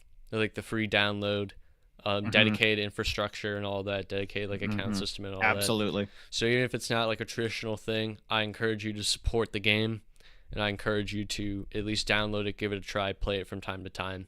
You're supporting another amazing like indie dev, and Shout outs to Tetrio. I can't stand seeing Tetrio. but yeah, I know some people just get tired of it, especially if your number one game's TEC or PPT. It's very easy for you to get sick of Tetrio because how much attention it gets, but it just makes sense because of the accessibility and all that. Free. And if you're Yeah. and if you're free trying to and it's organize a tuning. community effort, that's where you're gonna go. Absolutely, yeah. It'll be really exciting to see where Tetra Esports goes. And I just want to see more competition with it. Mm-hmm. Because Yeah. like everything else barely stands a chance, and I don't know that. Anyways, So yeah, I Um, think that that wraps really up the covers weekend. Saturday. Yeah. and then we go to the Stackies. the on Stacky Sunday. Awards. So yeah, the Stacky Awards was by far my favorite part of the event. By far my favorite. As is a Puzzle Kingdom Classic, did not exactly run on time. However, when Not it exactly. ran, it actually fucking ran. No like hiccups. Mm-hmm. No It major ran, hiccups or anything. and I'll tell you, the biggest reason why that happened is because we, like, sound stuff was integrated into that venue. That was so easy for me to configure. I did not have to worry about shit. What was also good about the Stackies is that I was streaming on my own equipment. I was streaming on my laptop, So you had everything like which I ready. bought specifically for this. I have everything exactly pre-configured. We still had some like assets to deliver last minute. Shouts to Azura and Aspen, who I think clutched, Yeah. making some We graphics. we spent the hour before making the winner reveal graphics. It was something. Yes, Definitely because we had something to the improve on next time. We're definitely gonna yes, try to get that done earlier. because we had the nomination graphics, but the winner reveal stuff was not there. It was just honestly an oversight. And since I was not able to be in that like meeting where the winners and stuff were designing, so it's interesting for me because I was like on production, but right until like the very end, I didn't know who was winning what. So it was a surprise for me. I kind of got to authentically experience the show in that way, which as a producer you don't often get to do, which is really cool. Like I was still like surprised. Um, I'll also tell this anecdote. All right, Moose asked me a question, and he said like, "What name do you want on your Stacky certificate?" And I was like, I knew I wasn't like getting an award or anything, but like I still don't know what that was for. Uh, I think like on I think the they were on the Lifetime Achievement yeah, Awards. the Lifetime Achievement Awards had like it was signed by both you and Moose, and it had your full name on it. Oh, okay, that makes sense. Cause I never Yeah. actually saw them, so I was just wondering, like, what did he ask me for? Was he just If just you being want to a figure, if you want to figure out Edge's full name, simply just win a Lifetime Achievement Yes. Award at the Stacky. Easy as. Simply. And at that point, you Simply will win it. finally It's be just able. that simple. You'll finally be able to connect with me on LinkedIn. I There didn't you even think go. about that part. Finally be able to connect to my LinkedIn, or go to the photos album. Shit, is it on there? Uh-oh. Oh no. Yarr! All right. No. Someone in charge of the photos album, quickly delete that. Just get it out of here. Oh no. Just like right over it in like crayon. Edge. Draw over it TE in be crayons, great. make it say Edge TE. First name Edge, last name TE. Last name. Yeah, the TE stands for Trey Edge, which is actually his real name. Sorry, I actually just name dropped them. No, I get called my first name on stream all the time by John, Josiah, and Luke. So No, that's but fine. But they didn't know your last name was actually Edge, dude. Shit, you're right. Well, there goes my credit card. No. Well, yeah. Now you can find him on LinkedIn, guys. But yeah, it can be left there. I'm not really that bothered about it. Mhm. Yeah, I'm not too bothered about it, honestly. But yeah. So as far as setting up the stackies, we had like amazing support from the on venue staff there. What I will say though is no one told me beforehand about the correct venue entrance, so I definitely sat outside the building for 10 minutes waiting for someone to reply to my texts. I think I actually started calling people because I remember seeing like the venue was great, but the entrance was kind of sketchy, and I was just like kind of couldn't believe that was it. I was like, guys, I was like, is this really the place? This doesn't look like a place to hold a award ceremony. We went into the back rooms for sure. That was What, it was something. But it was cool back there. Like there was seating and stuff already set up. It was like a real lounge. It was a lounge. Yeah, once you got in, it was a good venue. It was and really, like really they cool. had was like, several this is mics where that someone- we couldn't blown because I brought my own mic for it because I wasn't sure with the sound stuff. Mhm. Oh man, you can't add me. Rough. Oh no. Oh no. Anyways. Yeah, This it's is so so sad. sad, guys. So sad, so sad. Anyways, about the venue. Yeah, the venue was really cool. We kind of brought our own food in, but you could also order drinks because it was also like a bar, Shout out to so you could Canadian like Costco. so you could order tap soda. I, was alcohol also served? I don't remember if they There, did. No, there it was. was not. Yeah, I don't think I we were just Yeah. don't allowed to remember it. drink it. Like specifically, the venue was like meant to be like over 18, but like because it's like kind of like a pub, it's kind of meant to serve alcohol, but like Moose specifically like said, okay, no, we're not serving alcohol. Yeah, So because they let like I remembered the discussion being had about it. I forgot what the verdict was, and I don't even if I could, I'm not like an alcohol guy, so yeah. that wouldn't have been within my my field of interest there. Plus, I was working, and I also have this perspective like if you're even if I'm like traveling to an event, like if I'm working, I'm not gonna be doing any of Drinking. that. Like the Mhm. work comes That's first. I'm not gonna yeah. slack up. When I have free time, if I'm not tired, that's when I'm gonna like hang out. So I The was like grind very never much trying to put in stops. the grease. Yes, it very much was a grind. I don't regret any moment of it. Even though I wish I had more time there. And honestly, I should have just stayed another day. I should have just left on Tuesday, so I I had Thursday and Monday, because I wasn't I there for wanted too to long. I really wanted to stay another day, but like the trip was already getting expensive for me, so I couldn't really stick around.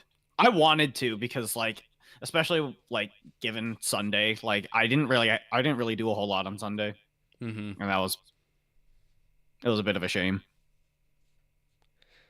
Yeah, which is it is unfortunate, but I wish I did more after, but I was tired. I got a lot of beauty sleep, and I would have done more, but I had like a 6 a.m. train. God, the early train. Aspen said Yeah, I that doesn't. looked shattered. Do you mean like shattered as in sad or shattered as in tired? Probably both, honestly. I think. I mean, you could show the video if you could find it. I don't know. Yeah, Did we? it was I on was just it was on scrolling Twitter, on wasn't my I was on my phone, man. As in tired. Yeah, as I was also sad. I'll talk about that later. That was really interesting. it? Um, but the That was stackies it took a while to set up just because we had like a graphics oversight and whatever, and I just wanted to make sure that everything was configured properly. Because after the last day, like this is the one I cared about. It was like I don't want to compromise anything here. I want to make sure this runs right. So I did that, and aside from one audio hiccup, which most of you might have forgotten, I remember to this day. All right. Aside from my one audio Oh, hiccup there, it went pretty damn good. I'm gonna say that. I think it went pretty damn good. My camera didn't fucking give out or be weird or anything. The audio, like from the mics, worked really well. That was yeah. just it was a great time. And seeing the physical awards and the people who were there accepting them was so awesome. Um, the skits, hearing oh, way to everyone's live flex. laughter and I'm reaction. sorry. Way to hearing- flex. Oh my god. Weird flex, all right, man. But hearing everyone's like live reactions to the skits and cheering for awards was so fucking cool, dude. Mhm. Like that was Awesome. fucking awesome. I would not trade that for anything. It So was an amazing experience, and I really want to make it to the next one if I can. Just I yeah. definitely want to try and make this like a regular travel thing, just so I have Mhm. an excuse to use a passport. and one thing that I also would like Stacky's folks to explore is just making it its own experience. hmm Like make it a 1 day event from just from start to finish, so we can focus all of our time on that. I think that would be worth it for sure. Having it be a separate thing would also help with like, I guess, getting a committee together and keeping things neutral. Mm-hmm. Yeah. Yeah, for sure. And I think it's And- an experience that people would make it for. But Mhm. yeah, that's Yeah. just my thoughts on that. You guys have any Stackies related commentary other than Azura, big winner over here? Okay. I. I mean, it was fun. Absolutely a I deserved win. But I'd say it was big for Azura fans. Shoutouts. I mean, it was a really nice experience. I didn't realize I mean, I didn't think about the fact I'd be on stage, so prep a I had to prep a speech. It was crazy. But that Um, that Stacky's fit though. it was good. Yeah, shout outs to Solid. Aspen. Yeah, I'm You guys were like trying to A lot steal the of people stage have. and shit with like the glamour. You guys like really put a lot into the outfits. I dressed for comfort, man. I wore like my class. I Yeah, think I dress for comfort too. what did I do? I think I Like- wore like my discussion. I call it my discussion video uniform, which is like the fucking Las Vegas hoodie, and like sweatpants. Yeah, no, I remember seeing that. I was like, Edge is probably the comfiest motherfucker right now. I sparkled on like it was Wednesday. That's all I'm saying. Yes, don't forget to be yourself. I saw like down the street from Invictus, like my hotel was like down the street basically from Invictus. Like if I really wanted to, I could just walk in a straight line and go all the way over there. Mm. I passed by like a men's clothing store and I looked at it. I was like, I don't have enough money. Then I moved on. No, I actually I did brought stop at the H Mart though. I brought like a button up and all that. I brought like my purple button up that I've worn from time to time and shit. But I woke up that morning and I was like, dude, I'm not gonna fucking wear this. Actually, I do remember another thing. Fans of Square One will probably remember the prize pool incentives. Oh god. Yes. I brought the cat onesie that I was supposed to wear for one of the nights that we were supposed to have it, just like a, I guess a commentary thing. Mhm. I was gonna wear that, and then I woke up. I was like, I don't think Edge is in a situation where he like wants to deal with that kind of thing. I'm just not gonna. I don't think you also knew until after, but my maid outfit is lost. I don't have Oh it anymore. no. What the? The way you said, Edge, I'll "Oh send you no." mine. Don't worry.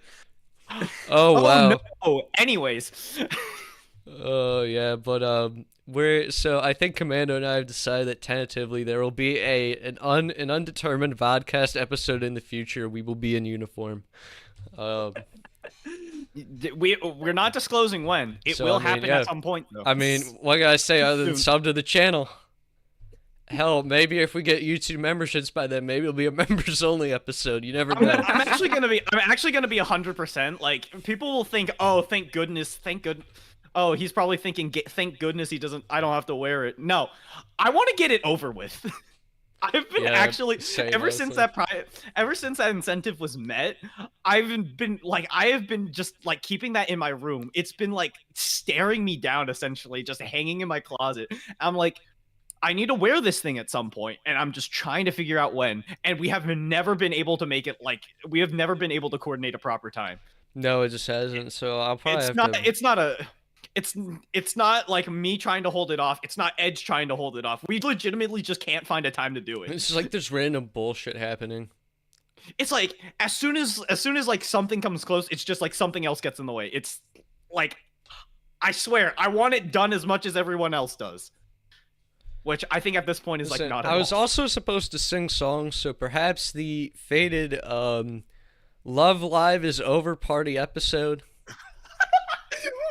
Maybe we'll do it then. Edge and I cover Snow Halation. Oh my Oh my god. god. And I just heard that song for the first time recently.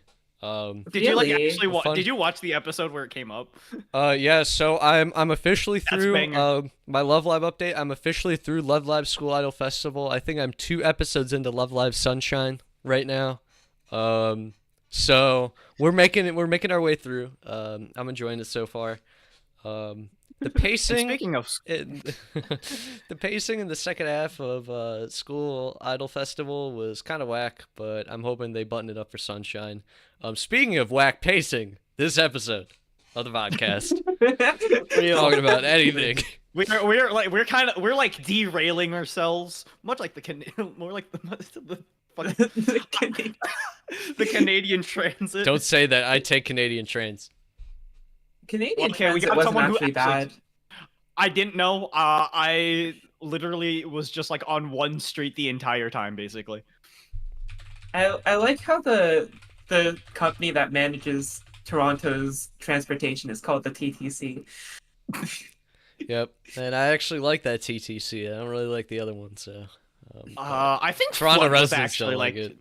I think yeah, Flood was just talking about how he hated it. Yeah, Flood was I talking think. shit about it. And again, he's the one who like lives in the area, so Yeah. that shout outs to Flood though, real. Hmm. Yeah. There were a lot of wonderful people to talk to. Honestly, I think that transitions nicely into our next because like I think we have a point kind of just reserved for things that happened. Yes, Yeah. anecdotes. Uh, I have to say, this is where I wish Badgoblin was here because both he and I got to see like basically like a bunch of different parts of the tech. Like we were on Friday we were at the Cornloaf's Airbnb, and then on Saturday we went to the PK one, and that's where yeah Yeah. Azura's right here. It was just like it was, as many people around us would know, the Dave and Buster's incident. The But we'll P get to that. Yeah, I would actually like to hear about the Cornloaf Airbnb because I don't know, I didn't know So, the vibes there. so it was for me. It was for me going there. It was actually a bit of a coincidence because first of all, I didn't know about us having to leave at 7 strictly, and I was like, oh wait, everyone's packing up and leaving. It's like I guess I need to get a ride back or something. But for a little bit, I was like, I might as well spend some time just like walking around. And I didn't know that the Cornloaf folks had a mahjong table reserved. So I was just sitting there. We were playing a few rounds, and then like eventually it was time for everyone to leave because like they didn't want to spend too much money like reserving the mahjong table. So they started leaving. I kind of left alongside with them, and then I learned that my mom wasn't going to be able to pick me up because she and her sister or my aunt, like they were in the middle of something like involving my uncle. I think it was his birthday at the time, so they couldn't exactly pick me up at that time. So I was like, okay, you know what, that gives me time to just like hang out with some people. So I just followed I followed Badgoblin, and he was going with the Cornloaf people. So we stopped by a food market. We were just waiting around, and then we walked all the way back to their Airbnb. Oh, I got a text. Sorry. But yeah, we go there. I think the first thing that happened, if I'm remembering things correctly, I wish Badgoblin were here to correct me legitimately because we both got to see. First thing that we tried to set up was the money match between Badgoblin and Firestorm. It was like the money match part 2. Yeah. And it was funny because there was a lot of struggling with setting up the TV that was in there to like hook up to HDMI and just show Tetrio. Then we got it set up. I have a snippet of it. I think I shared it with why are people saying happy birthday? Like Happy birthday, I just mentioned Unc. it was my that's true. I don't think my uncle is going to watch this though. But we get it set up, and I shared a video with Edge and Badgoblin. Why are people okay? But and it is basically a good chunk of the money match. Hold on. Let You me could show pull this. snippet. I don't think we have time to show the full I'm just gonna thing, show the 'cause end. it's No, we don't. It's 20 something minutes long. Yeah, Mr. But fucking it was so cameraman. chaotic. It was so chaotic. I think I was doing it vertically, which is kind of a disaster. No, it's fine. Like I don't personally, I don't like vertical video, but No, you didn't film it vertically. oh, I didn't. Okay. Oh. All right. But yeah, Flood and I were actually commentating over this, which was fun. Oh my But god. yeah, we were just watching this for like half an hour. This was going on for half an hour. Yeah, so as you can see down there, 24 minutes. Oh my god. That is a lot of let's watch the last like few. At some point, I like flipped the camera, and you can just see me like showing them in the back playing it. It was so crazy. Oh You just got smacked. Yeah. This was so scuffed. This was so off the cuff. Like, it was so funny to witness this like the second time in person. Oh, yeah. And then Goblin gets the all clear loops. You can hear Firestorm's keyboard in the background. You can. It's great. Oh, I love this. Like, I love this video. Well, I'm 23, so doesn't matter. This is a first to 7. It was a first to 10 because it was a continuation. It was just because Badgoblin had Oh, there's the warning sign. it was because Badgoblin had 3 points ahead of time. I'm about to get like corrected to hell. I really wish he were here to explain this because this is his match. Unfortunately, he's stuck on a Spirit Boeing 737. My favorite part is how Badgoblin's not talking. Badgoblin's typing in the Tetragen. In the middle of the match, it was so filthy. He does that, yeah, because with 4 white you can afford to do that if you have a lead, and yeah, Firestorm's going. I love you can still see the Christmas lights set up. It was... Oh my god. Yeah, we were just. Right, well, Badgoblin wins the money. That was it. I- Wow. I'm terrible with names. I can't remember who that was exactly. That's Aftermoon, I believe. I think. I'm not no. sure. I don't know. I'm sorry, Cornlive people. I'm sorry. After maybe. that, we played some table. We played some card games. We'll say Ooh. there were a few drinks there, and I'm about to call out Cowbow for how sloshed he was. Oh dear. Yeah. But we didn't actually drink immediately because some people went down to I think it was an Asian market that was nearby. And while that was happening, we were playing blackjack. Shoutouts to a random guy for having simultaneously the best and the worst like deals in card game history. Oh dear. Cause one round of blackjack, it was I got a blackjack. Person next to me gets a blackjack, and then like 3 people after that got 20s. It was just like it was like so ridiculous. It was actually insane how like both lucky and absolutely unlucky that is. Cause it's so stupid. At one point I was just like, you know what, this is gonna be a blackjack, calling it, and then it happens, and I'm just like. After that, Maybe you should have made a side bet. Maybe you should have made. After that, we played a lot of Texas Hold'em. And there was a house rule that I was not aware of. Oh dear. And it was whenever there's a showdown and you lose it, you have to present an item to the table, and whoever wins, was it the next showdown or the next hand, wins that item on the table. Just keeps it like a something. Yeah, it was essentially just like buying in with items and giving them away. And I wasn't aware of this. Oh no. Technically, I didn't have to take part of it, but I was like, you know what? That doesn't feel fair. So, someone in the Cornloaf group has 2 of my pens. You were giving pens away? I gave away 2 pens that I so happened to have. That's It was that's not a so great. interesting. It was not a great item to give up, but at the same time, I didn't have much. I mean, I wouldn't want to give However- up any of my valuables. Well, yeah, like I didn't have much to give.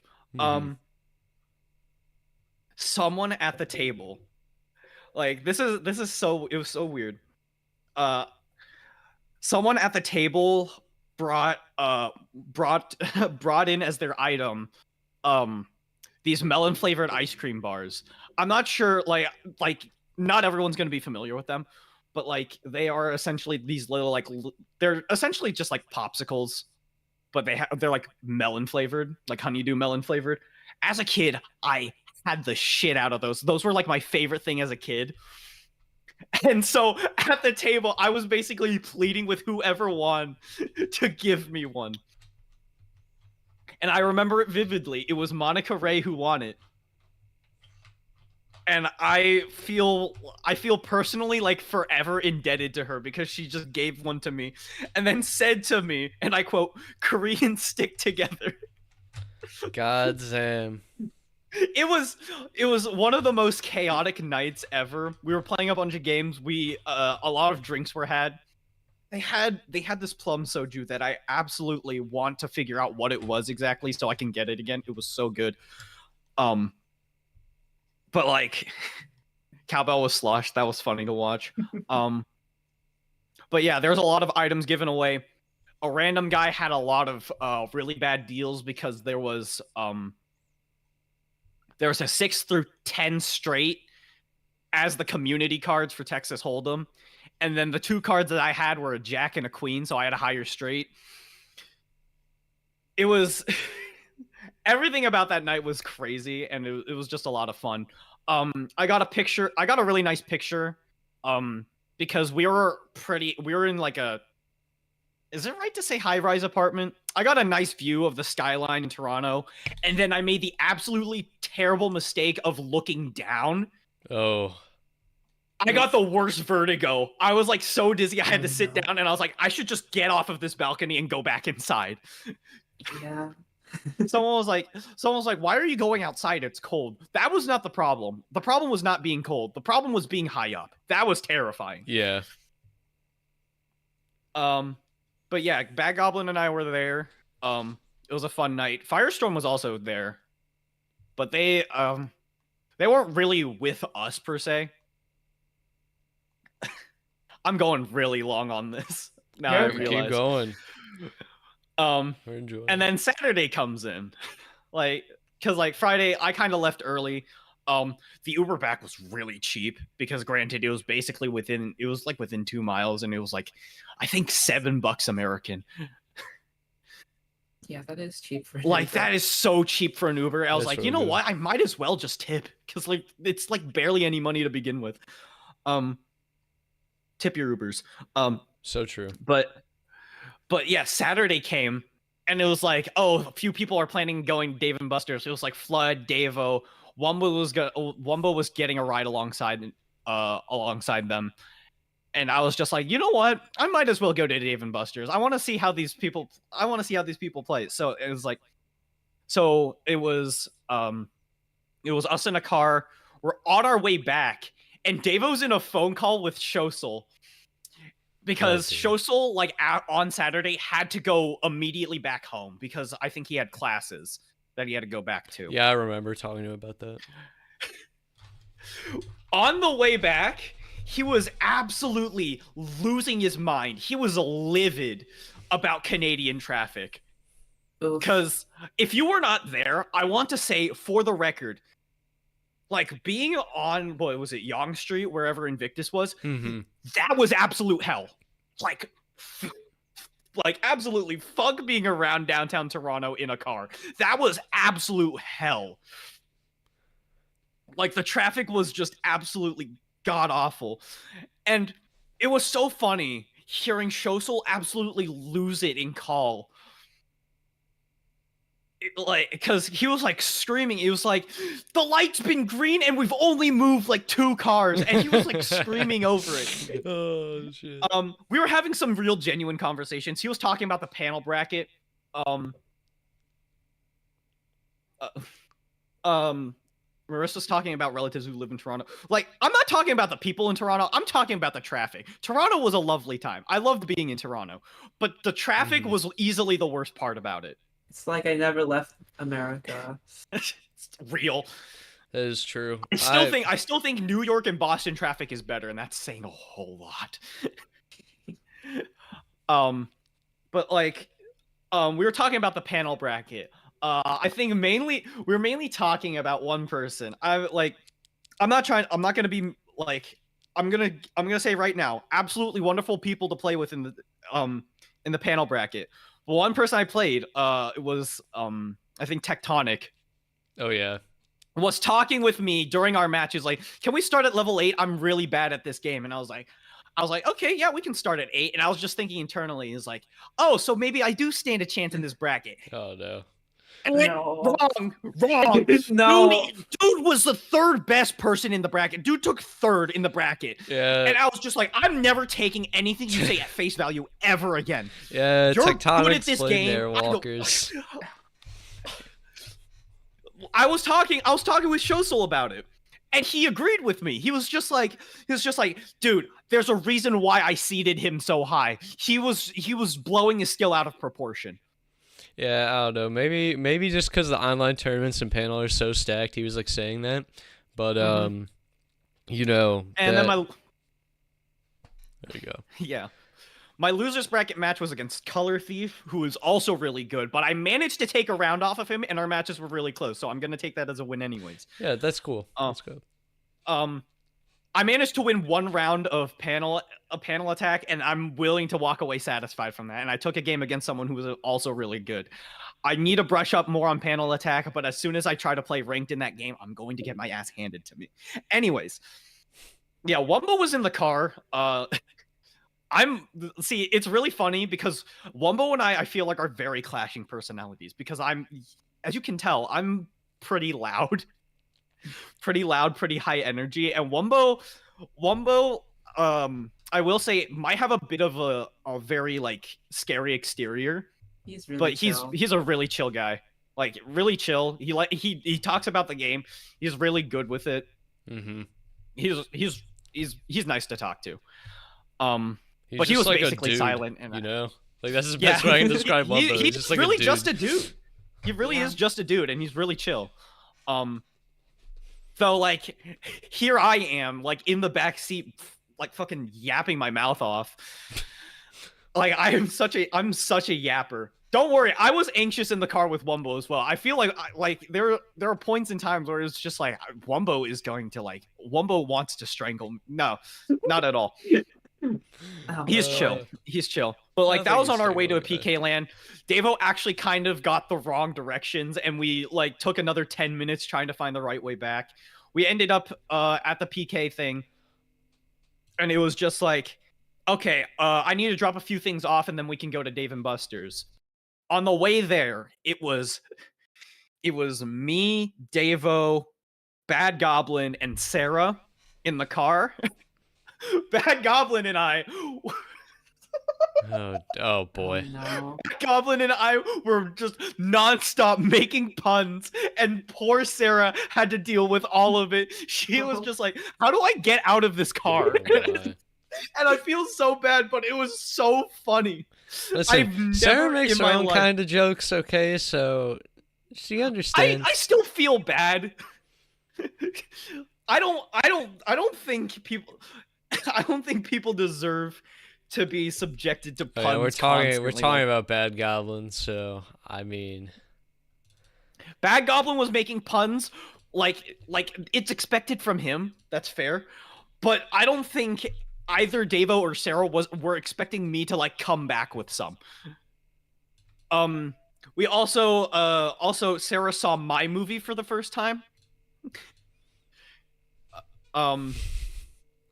Your Edge, I'm movie? pretty. My movie. No, my movie. Oh. See? Do-do-do-do-do. Yep. The The skull. classic. The gear shifter. hey, It's does so anyone funny. have a link to my movie? Let's play that shit on the stream. Oh my god. Someone send this It over. was funny. It was funny because Someone send Devo and I were in the front seat. Devo was driving. I was in shotgun. Badgoblin has it in the back at full blast. And we just hear the du-du-du-du-du-du, and we know exactly where it is at the part of the video. Check All your right. DMs. And then at the very end, Sarah's reading at the credits, and then you just hear the last riff get cut off. All right, let's show this off to the So- goddamn stream. This Oh is man, if you don't You know, don't peak know what the filmmaking. movie is. I don't know how, but you're missing out. this is peak filmmaking, everyone. it's so good. You don't know if it's satire or not. Oh man, I can't hear it. Yeah, you guys can't hear it. We just said.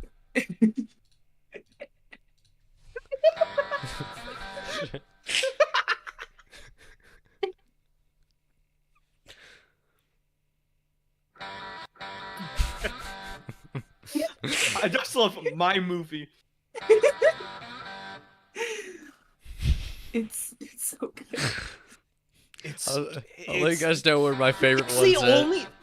It's legitimately the only thing this person has posted. Oh man. Shout out to the audio listeners. If you're listening to this through audio. Like, it is just this. It is quite honestly the longest, like, 1 hour. It's the longest 100 seconds of your life. This is my favorite.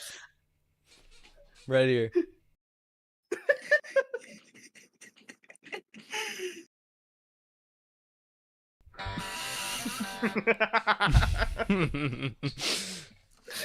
It's so good. I'm wondering where all these photos came from. I don't know. Directed by Enter Your Name Here. Yo, so true.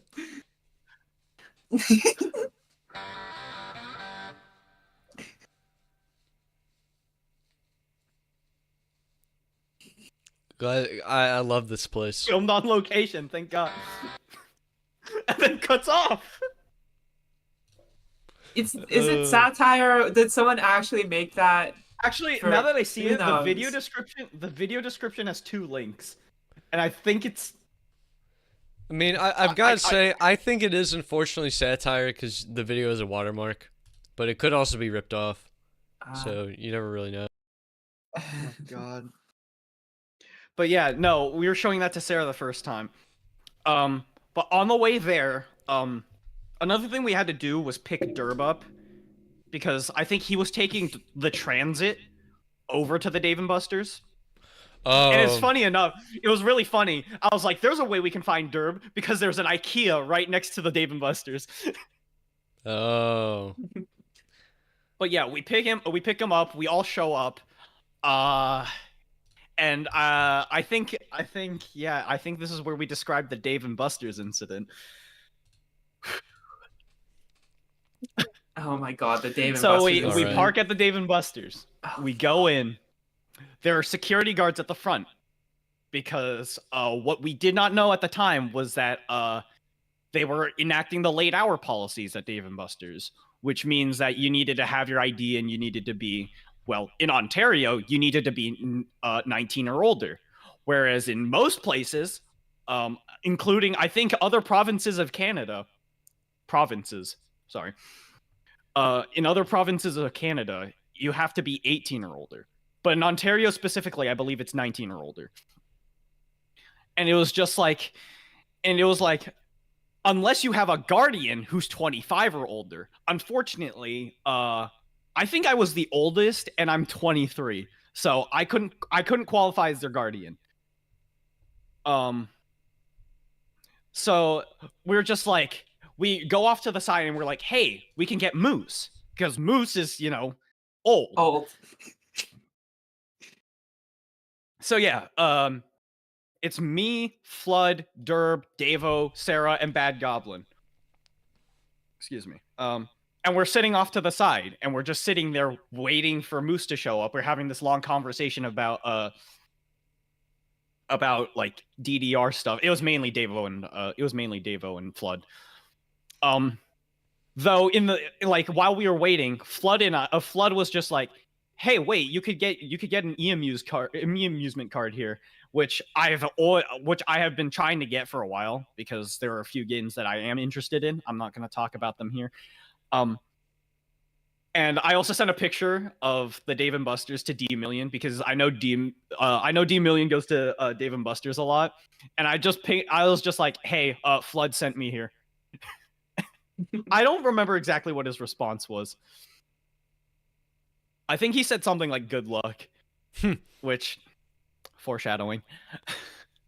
But yeah, I had my EMU's card. Finally, Moose comes in, shows his ID. I don't remember all of it because it's a bit of a blur. Also because Durban and I were just like, hey, Moose can take care of these guys. We're old enough. We can just wait at the top. So we just see Moose standing in front of the security guard next to Badgoblin. From my perspective, they're just talking. They were talking a lot, and then everyone starts to leave, and Durban and I are confused. So we go up, and we were talking, and Davo was just like, "Yeah, we've been banned." And I was just like, so what happened was, what I learned was Moose was trying to say that he was like the guardian of like the younger ones, Badgoblin and Sarah. And the security guard asked Moose for Badgoblin's name. It was just like, what's his name? Moose doesn't say anything. And then he asks again. And then he just says Badgoblin. It's just like, what's his name? Badgoblin. And then Moose was just like, I know this guy from online. That's when we learned that like it had to be like a legal guardian who was 25 or older. Shit's so funny. Yeah, no, it was fantastic. It would have been so much better if the guard asked for Sarah's name. Not only because we already know what Sarah's name is, it's Sarah. But also Moose was like, I think technically the guardian for Sarah at the time. Anyways, basically that banned the entire group. That banned the entire group with us. That was Moose, us 7 who showed up. Technically, Durban and I could have just stayed in there. We could have just went in and left everyone else out. Yeah, you guys showed up early, right? No. Durban and I were standing behind the guards, which is why I was confused why everyone else was leaving. You guys are already clear. So like Durban and I could have like stayed in and just played games, but we like obviously we didn't because how are we gonna get back? Yeah. But yeah, we went back. Another group also got kicked out roughly the same time as us. They were asking, he was like, no, those were a group of strangers. Oh, okay. There was a group of strangers that were also dealing with the problem, and they're like, hey, do you have anyone who's like a legal guardian that we could like bum off of you? And it's like, no, they're showing up though. We could probably wait. After that, we all were leaving, and they just asked me, like, so what are you guys gonna do now? And then Sarah was just like, I'm going back to America. Just fucking. So yeah, it was a literal Dave and Bust, as Aspen said. It was, but I have to say, out of all the things to happen during my time in Toronto, getting banned from a Canadian Dave and Buster's was nowhere on that list. I think I was asked to go to this by someone, and I said no. So I'm glad that I could say I've never been banned from a Dave and Buster's. I can hold that. I'm gonna hold that with pride. I think that's absolutely hilarious. I told one of my friend groups that I got banned from a Canadian Dave and Buster's and refused to elaborate. They don't know what happened to this day. Unless they listen to this. I don't know if they do. Well, let's see. Yeah, at that point, we just went back to the PK Airbnb. At that point, Sarah showed me how to install Minecraft onto my Steam Deck. I mainly wanted to do it just because I wanted to check in on the Edge of Winter SMP, and that was it. We were just chilling there, and then eventually I leave.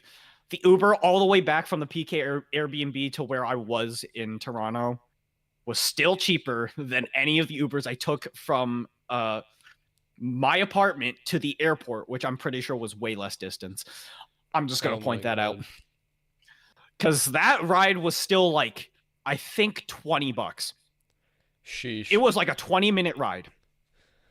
I'm going to tell you guys something. The subway was fucking OP.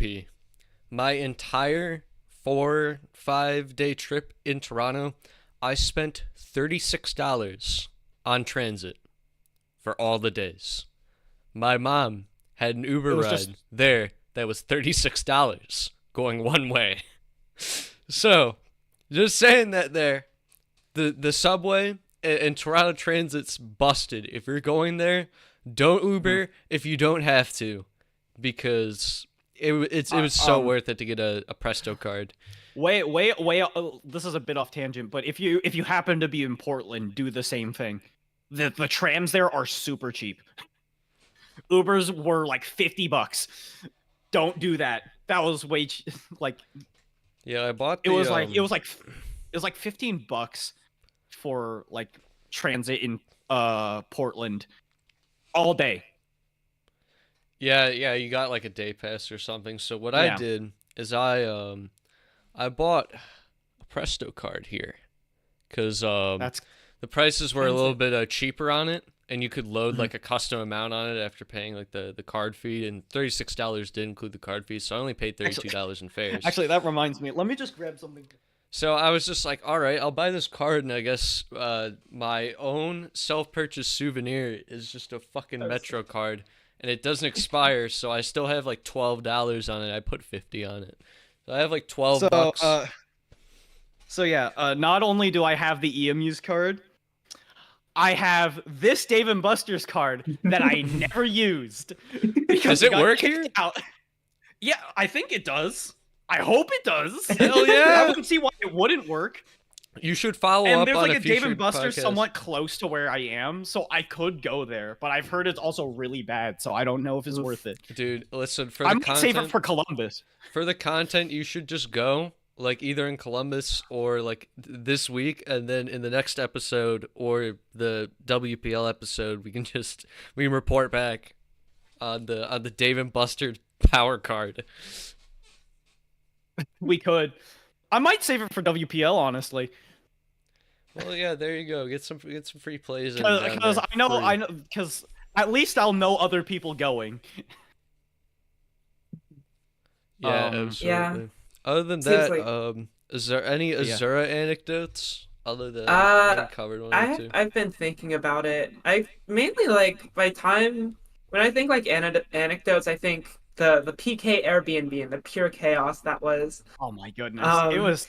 There were I- so I many call people. I call that shit the Puzzle Kingdom Trap House.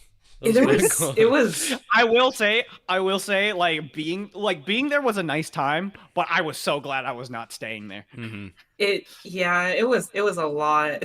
There was like constantly stuff happening. So there were like what, like 30 people, something crazy like that. Maybe not 30, but like probably like 10, more than 10, 20. It was a lot of people. It was ridiculous. I remember there were 16 people staying there each night versus everyone who was like visiting and coming in. There were probably upwards of 20 people in there at any given time in the day. I'm gonna say a Other real than quick leaving on shout outs, to Ben XT for criticizing my Clash of Clans gameplay. Oh my god. I mentioned this out. I've mentioned this before the VODcast, but I just wanna call him out real quick. Get off of me, okay? Get off my back. Leave me alone. I don't play that game frequently. Fucking I- unwanted Clash coaching. Goddamn. Oh my God, I should have probably just been playing Tetrio so he could just coach over my ear. Could have gotten that for free, you know? Oh man, I have like multiple memories involving Ben XT for some reason. Probably like 3 in total. One is we got Ben a Funko. Like Oh yeah. we were shopping for like other stuff, and like in the electronics store, like I was with like Aspen, she pointed out, oh look, there's a Kaching Funko Pop. You know who likes Kaching? Ben XT. We got him a Kaching Funko Pop, and he really liked it. I think he was just such a weeb that it being a Funko Pop didn't matter to him. He just liked the merch. So we got him a gift. It was really funny. Ben XT's fucking Funko Pop aside from People were like, playing the everything else Tetris about board game, and I think Yeah. I overheard someone misdrop, like, actually, in that game. The Tetris board game is surprisingly fun. So I actually bought it myself, and I was planning on taking it to like a LAN, but I kept forgetting. But it's really fun. Like someone else had it. Bring It's it to actually a very Columbus. good board Yeah. game. I'm just gonna ask you guys this. when the eventuality happens and we host a LAN VODcast, should the LAN VODcast episode be playing the Tetris board game? That would be hype. I can bring it. I'm down. Honestly, not a bad idea. That Yeah, actually sounds fun. glad that you guys are down. Let's see what the audience in the live chat Let's thinks see. of this idea. And We're actually, cooking. I will say, if it was like WPL last time, and there's an apple orchard, I'm gonna crash it again. If it's happening at Oh, the same man. time as our episode, we gotta keep the integrity of the show. I will keep the integrity, but if it's happening outside of vodcast hours, I'm sorry. If I'm they taking plan that on camera. doing that, we should like bring a vodcast banner and like hang it in their background. Apple Uh, Orchard X bring- Vodcast. Collab of the Collab. century. Fingers Apple clo- Orchard, Yeah. do you wanna pay our appearance fee for pay the appearance fee to come on the show? I'm just imagining like Apple Orchard podcast written in like stock Apple- Arial font X the podcast logo. It's like no, it's printed on like 8.5 by 11 sheets of paper, and it's just like taped underneath ours. Oh yeah, Andrew can actually like get a good Andrew Oh. knows a printing company because he had that stupid fucking horse opener poster that was like one of those like actual promotional ones. And I can't Yeah. imagine, like, I don't know how much that cost, but like it was so I had to like I could at least respect the commitment to the bit, but oh my fucking god. Like, Oh, dude man. actually knows dude can actually just go to a printing company and get everything. Mhm. I'm sure like everyone lives near a print shop. It's just a matter of figuring out how to do it. Yeah, and then like learning about the people or like becoming Yeah. known there or just knowing about it. Mhm. But yeah, I- that's a little side there from our friendly or not really friendly, honestly, just our competitors. Mhm. But yeah, I guess to summarize my whole anecdote is just that like the tournament itself was a bit rough. It was a little overwhelming. It's kind of like it could have gone a lot smoother, but like I think the fact that there are like so many other stories outside of like the tournament itself, I think is enough to like carry the fact that I still like enjoyed my time in Toronto. Mhm. Mhm. Yeah, Yeah. absolutely. Speaking of Commando, you showed like a video on stream. Edge, check your DMs. So All right. I have a bit of a story. There was I just walked by like Ben and Co like playing like a gestrous map where it's just like you're just like pressing hard drop a lot. It's weird. It's like no one else could figure it out, and like someone brought their like looting and did like added rapid trigger. So like there they was put a that. So there was like fucking macro technique. on it. It wasn't like a macro. It was like it's just rapid trigger, which meant you could like press the spacebar quicker, but you had to like execute it right. This is me. I can barely hear my freaking anime soundtrack. No one else could do this. But True. Azura has the 7 FPS hand cannon. watch as I pop off. This is giving me like Nutrus worm vibes. Just all this O. Oh, wait, go on. Wait for it. Come on. You haven't It's like the shown next laptop, one. though. This looks like your average it's like your average Jastrus run. I PC'd on Ben's account. Now Ben has to beat it. Or you have to beat it again. Oh my, Oh my fucking God. god. That's awesome. That's wonderful.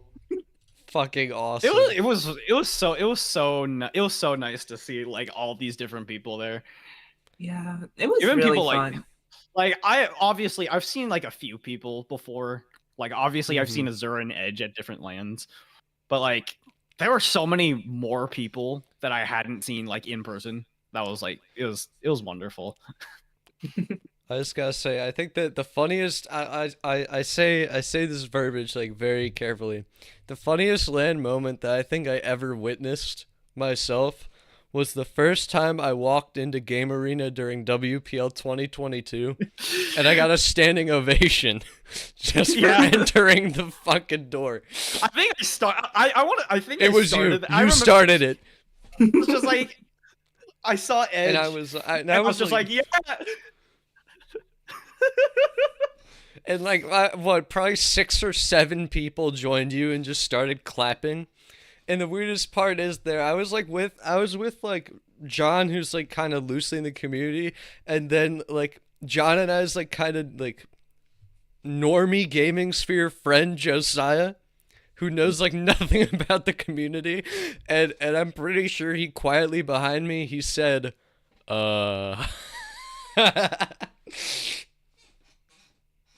he said, and then I like, I don't know. I think this was also captured on Azura's stream, but I can't Oh for my the God. life of me find which of the Oh, I 93 VODs it was on. I gotta go back Azura and was find it. doing. Azura was like reading a copy pasta like over my shoulder when I was playing a match, and I was fucking losing it. And then I lost the match. Awesome. I play Moose. Oh my god. Oh my god. Wonderful LAN memories, and I'm looking forward to more. Yep. Same here. I don't know what it'll be at this year. I haven't planned it out. I got, like. other shit to I'm do. personally for me. I'm trying to make Columbus like a yearly thing because Columbus was the first LAN I've been to, and it was honestly such a fun time that I want to keep going to it. And I like the venue. I like shout outs to Game Arena. I say it all the time because like the people there are genuinely like very nice people and very fun to work with. Absolutely. Yeah. No, it's a great place. It's pretty cool. Oh god, shout outs to Guffy. Is their name? Oh, Guffy Fish, yeah. Yeah, we mentioned what he did. Uh, that clip is still wonderful. Yeah. I don't know if there's anything else to mention. I think I I mentioned think we all I covered it. did. I think I we could- covered everything. I could ramble about Supermart. Jaden runs like weeklies, and Sarah and I decided to commentate one live, and Jaden went crazy with the production value. I So, guess I need to like, catch a Supermart. it was, I don't know if they're typically streamed. It was just really funny. It was like a fever dream, honestly. It was very on brand for Jaden, kind of, but like it was very fun. A fever dream was like that stratosphere. Oh God, the land stratosphere. I'm so sorry. Oh, land I don't stratosphere. care. It was so it was funny, and like I got paid for it. So at the end of the day, I'm not too upset. Paid commentary. Oh god, my favorite part of that weekend since I didn't go is I called in, and no one and, like you could like hear me once every 20 seconds when I tried to talk. Yeah, It was awesome. It was so scuffed, but it it was funny great. because Puff was right behind us playing his matches in the tournament, and then Mhm. we lost him, and we had to find him. Oh my goodness. Moral of the story is go to lands, even if not like. You should go and you should try to play at the very least, but like a lot of the lands do get carried by like the things you can like the things that happen there.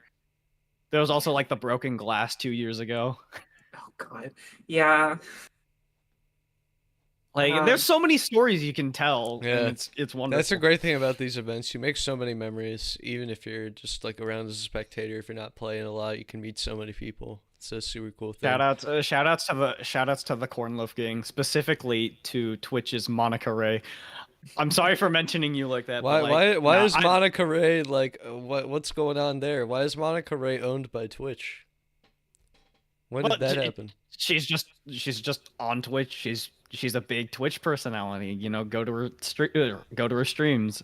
She doesn't like when we do that. It's funny. But yeah, no, it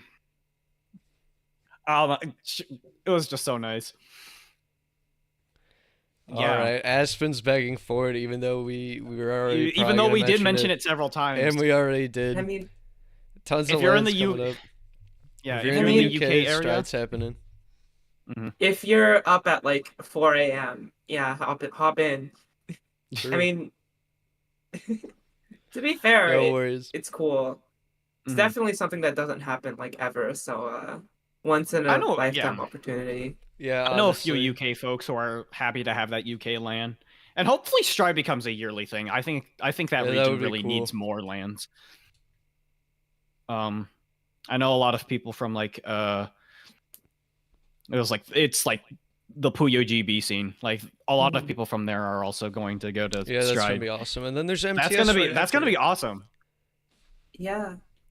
If it's calculated correctly, MTS and Stride are less than a month apart from each other. I think by like 1 day.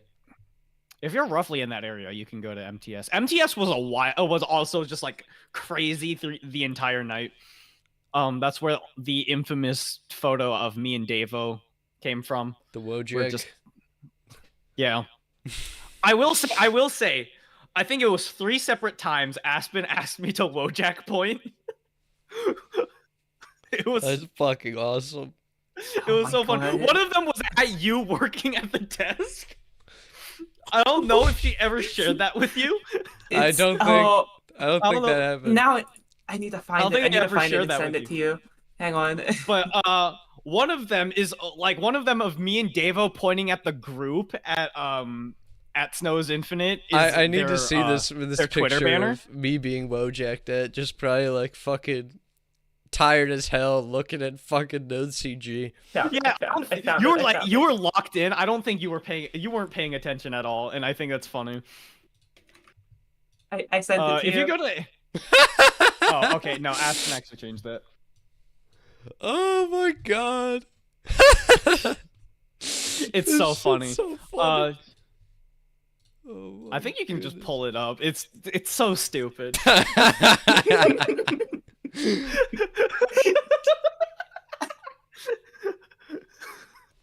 I was just sitting there. I was fucking working. He's just sitting there. Bro was This is way funnier than it was in my head. Oh my god. I'm wearing the same hoodie. That's the same hoodie. Bro, it's like he never left. I'm wearing a beanie too. Fuck. If this was proof I'm not an Edge fan, I don't know what is. We found the biggest Edge fan. For the record, I do not run that account. Okay. Do not Can run we that also Twitch talk account. about that? All right. I think this is common knowledge. This is effed up. Azura knows who Azura lover is, or I love Azura. That's what it's called. I keep forgetting the name. I keep fucking it up. But I don't know who biggest Edge fan is. Okay. I just want to put a call out. All right. If anyone has any inside intel on biggest Edge fan's identity, or maybe a cash bounty involved, because I'm that curious. Perhaps So, a gifted sub to hit me up. FTP. Yeah, perhaps I'll just give the sub to myself so I get 50% back. Surely they're watching the stream, you know. If they are the biggest Edge fan, you know. If they are, they're hearing this right now. When was that account made? I didn't check the creation date. Let me check this. So what's their ad on Twitter? Because I tried to search for them when you mentioned. No, they are only a Twitch account. Twitch account. Okay. It's only Twitch. That makes sense. This is going beyond the scope. It was of made Snow's December Infinite, but weird. 20th, 2023. Actually, since we're on the topic of irrelevance, I do want to bring up, because it is as tradition on the VODcast, we need to bring up an update regarding Love Live School Idol Festival 2. This bit's amazing. We should never stop. I will say there was some wonderful news that I picked up based off of some people. Andrew, there is a bug in the game that will crash the game at the start of every hour. And if you're playing the game, if you're playing a song while that happens and your game crashes, you could lose all the rewards you're supposed to get for it. You make the game How is that available not for. bug? How's You make that- the game available for. I saw that news and I was like, how could this dumpster fire get any worse? And then this news was like throwing a grenade into it. Yeah. Like, this is literally as bad as it can get. The game is only available for 2 months, and it doesn't even work in those 2 months. Like, come on. People are having issues with their save files too, and I don't understand how it can be this bad. It feels like a bit. Yeah, it's just a big corporate prank. Corporate Japan's pulling a prank. They probably are, yeah. Shouts to Badgoblin. Badgoblin, who's just landed in Chicago. Made it. Well, Since we keep congratulations. unintentionally hosting 2-hour episodes. Because the chats are just Yeah, that you know good. what? 2-hour flight, 2-hour episode. That's It's right. out. Yeah, next time when you're on that flight back, just listen back on this episode. It's true. Perfect. And listen, we will eventually be on audio platforms. It's something that will eventually happen. But for that to happen, you gotta support the YouTube episodes so we can get this monetized over here as well. And to do that, leave a like on the podcast. So true. Hit that like button if you've enjoyed the Subscribe to Edge. conversation. This is our highest average viewed vodcast so far, so I'm sure you all have been enjoying it. So yeah, we'd greatly appreciate it if you go on and support, like the episode, just so more people can see these. It's an absolutely great time. I love hosting it with y'all. The guests have been great. Azura, thank you for being on here today. OSW was on last week. If you missed that episode, be sure to check out the OSW interview. 2.5 hours of great conversations. Yeah, lots of insights. Like, what does the OSW actually stand for? Mm-hmm. That's not even clickbait. We answer that question. We figured it out. We found OSW's last name. It's not Wumbo. It's true. It's not. But yeah, we'll be figuring something out for audio listeners soon. I'm pretty certain, Badgoblin, that you can also download it on the YouTube Music app, and it just downloads the audio only version. So if you prefer audio vodcasts, listening to it back, check out YouTube Music. You're gonna like this episode. And you're gonna be able to listen to my movie. It's true. He's spoiling it. No. No, not the Omar bit. Dude, he's gonna come back to the. Oh. All right. But anyways. But I think with that, that's- I think it might be time to call it. Azura, I think you have to start our signing off because you're on the left here instead of Badgoblin. Oh yeah. How does this work again? Oh. And like either way, we can start with Edge and go the other way. This is true. Initially I was like maybe we shouldn't sign off with this, but then Badgoblin was gonna be like, I can't believe you guys didn't sign off with this. So yeah. Well, right. So is it like? Anyways, this has been the. You know that works. VOD. Cast. We'll see y'all next Friday. It's still really stupid. Oh my god.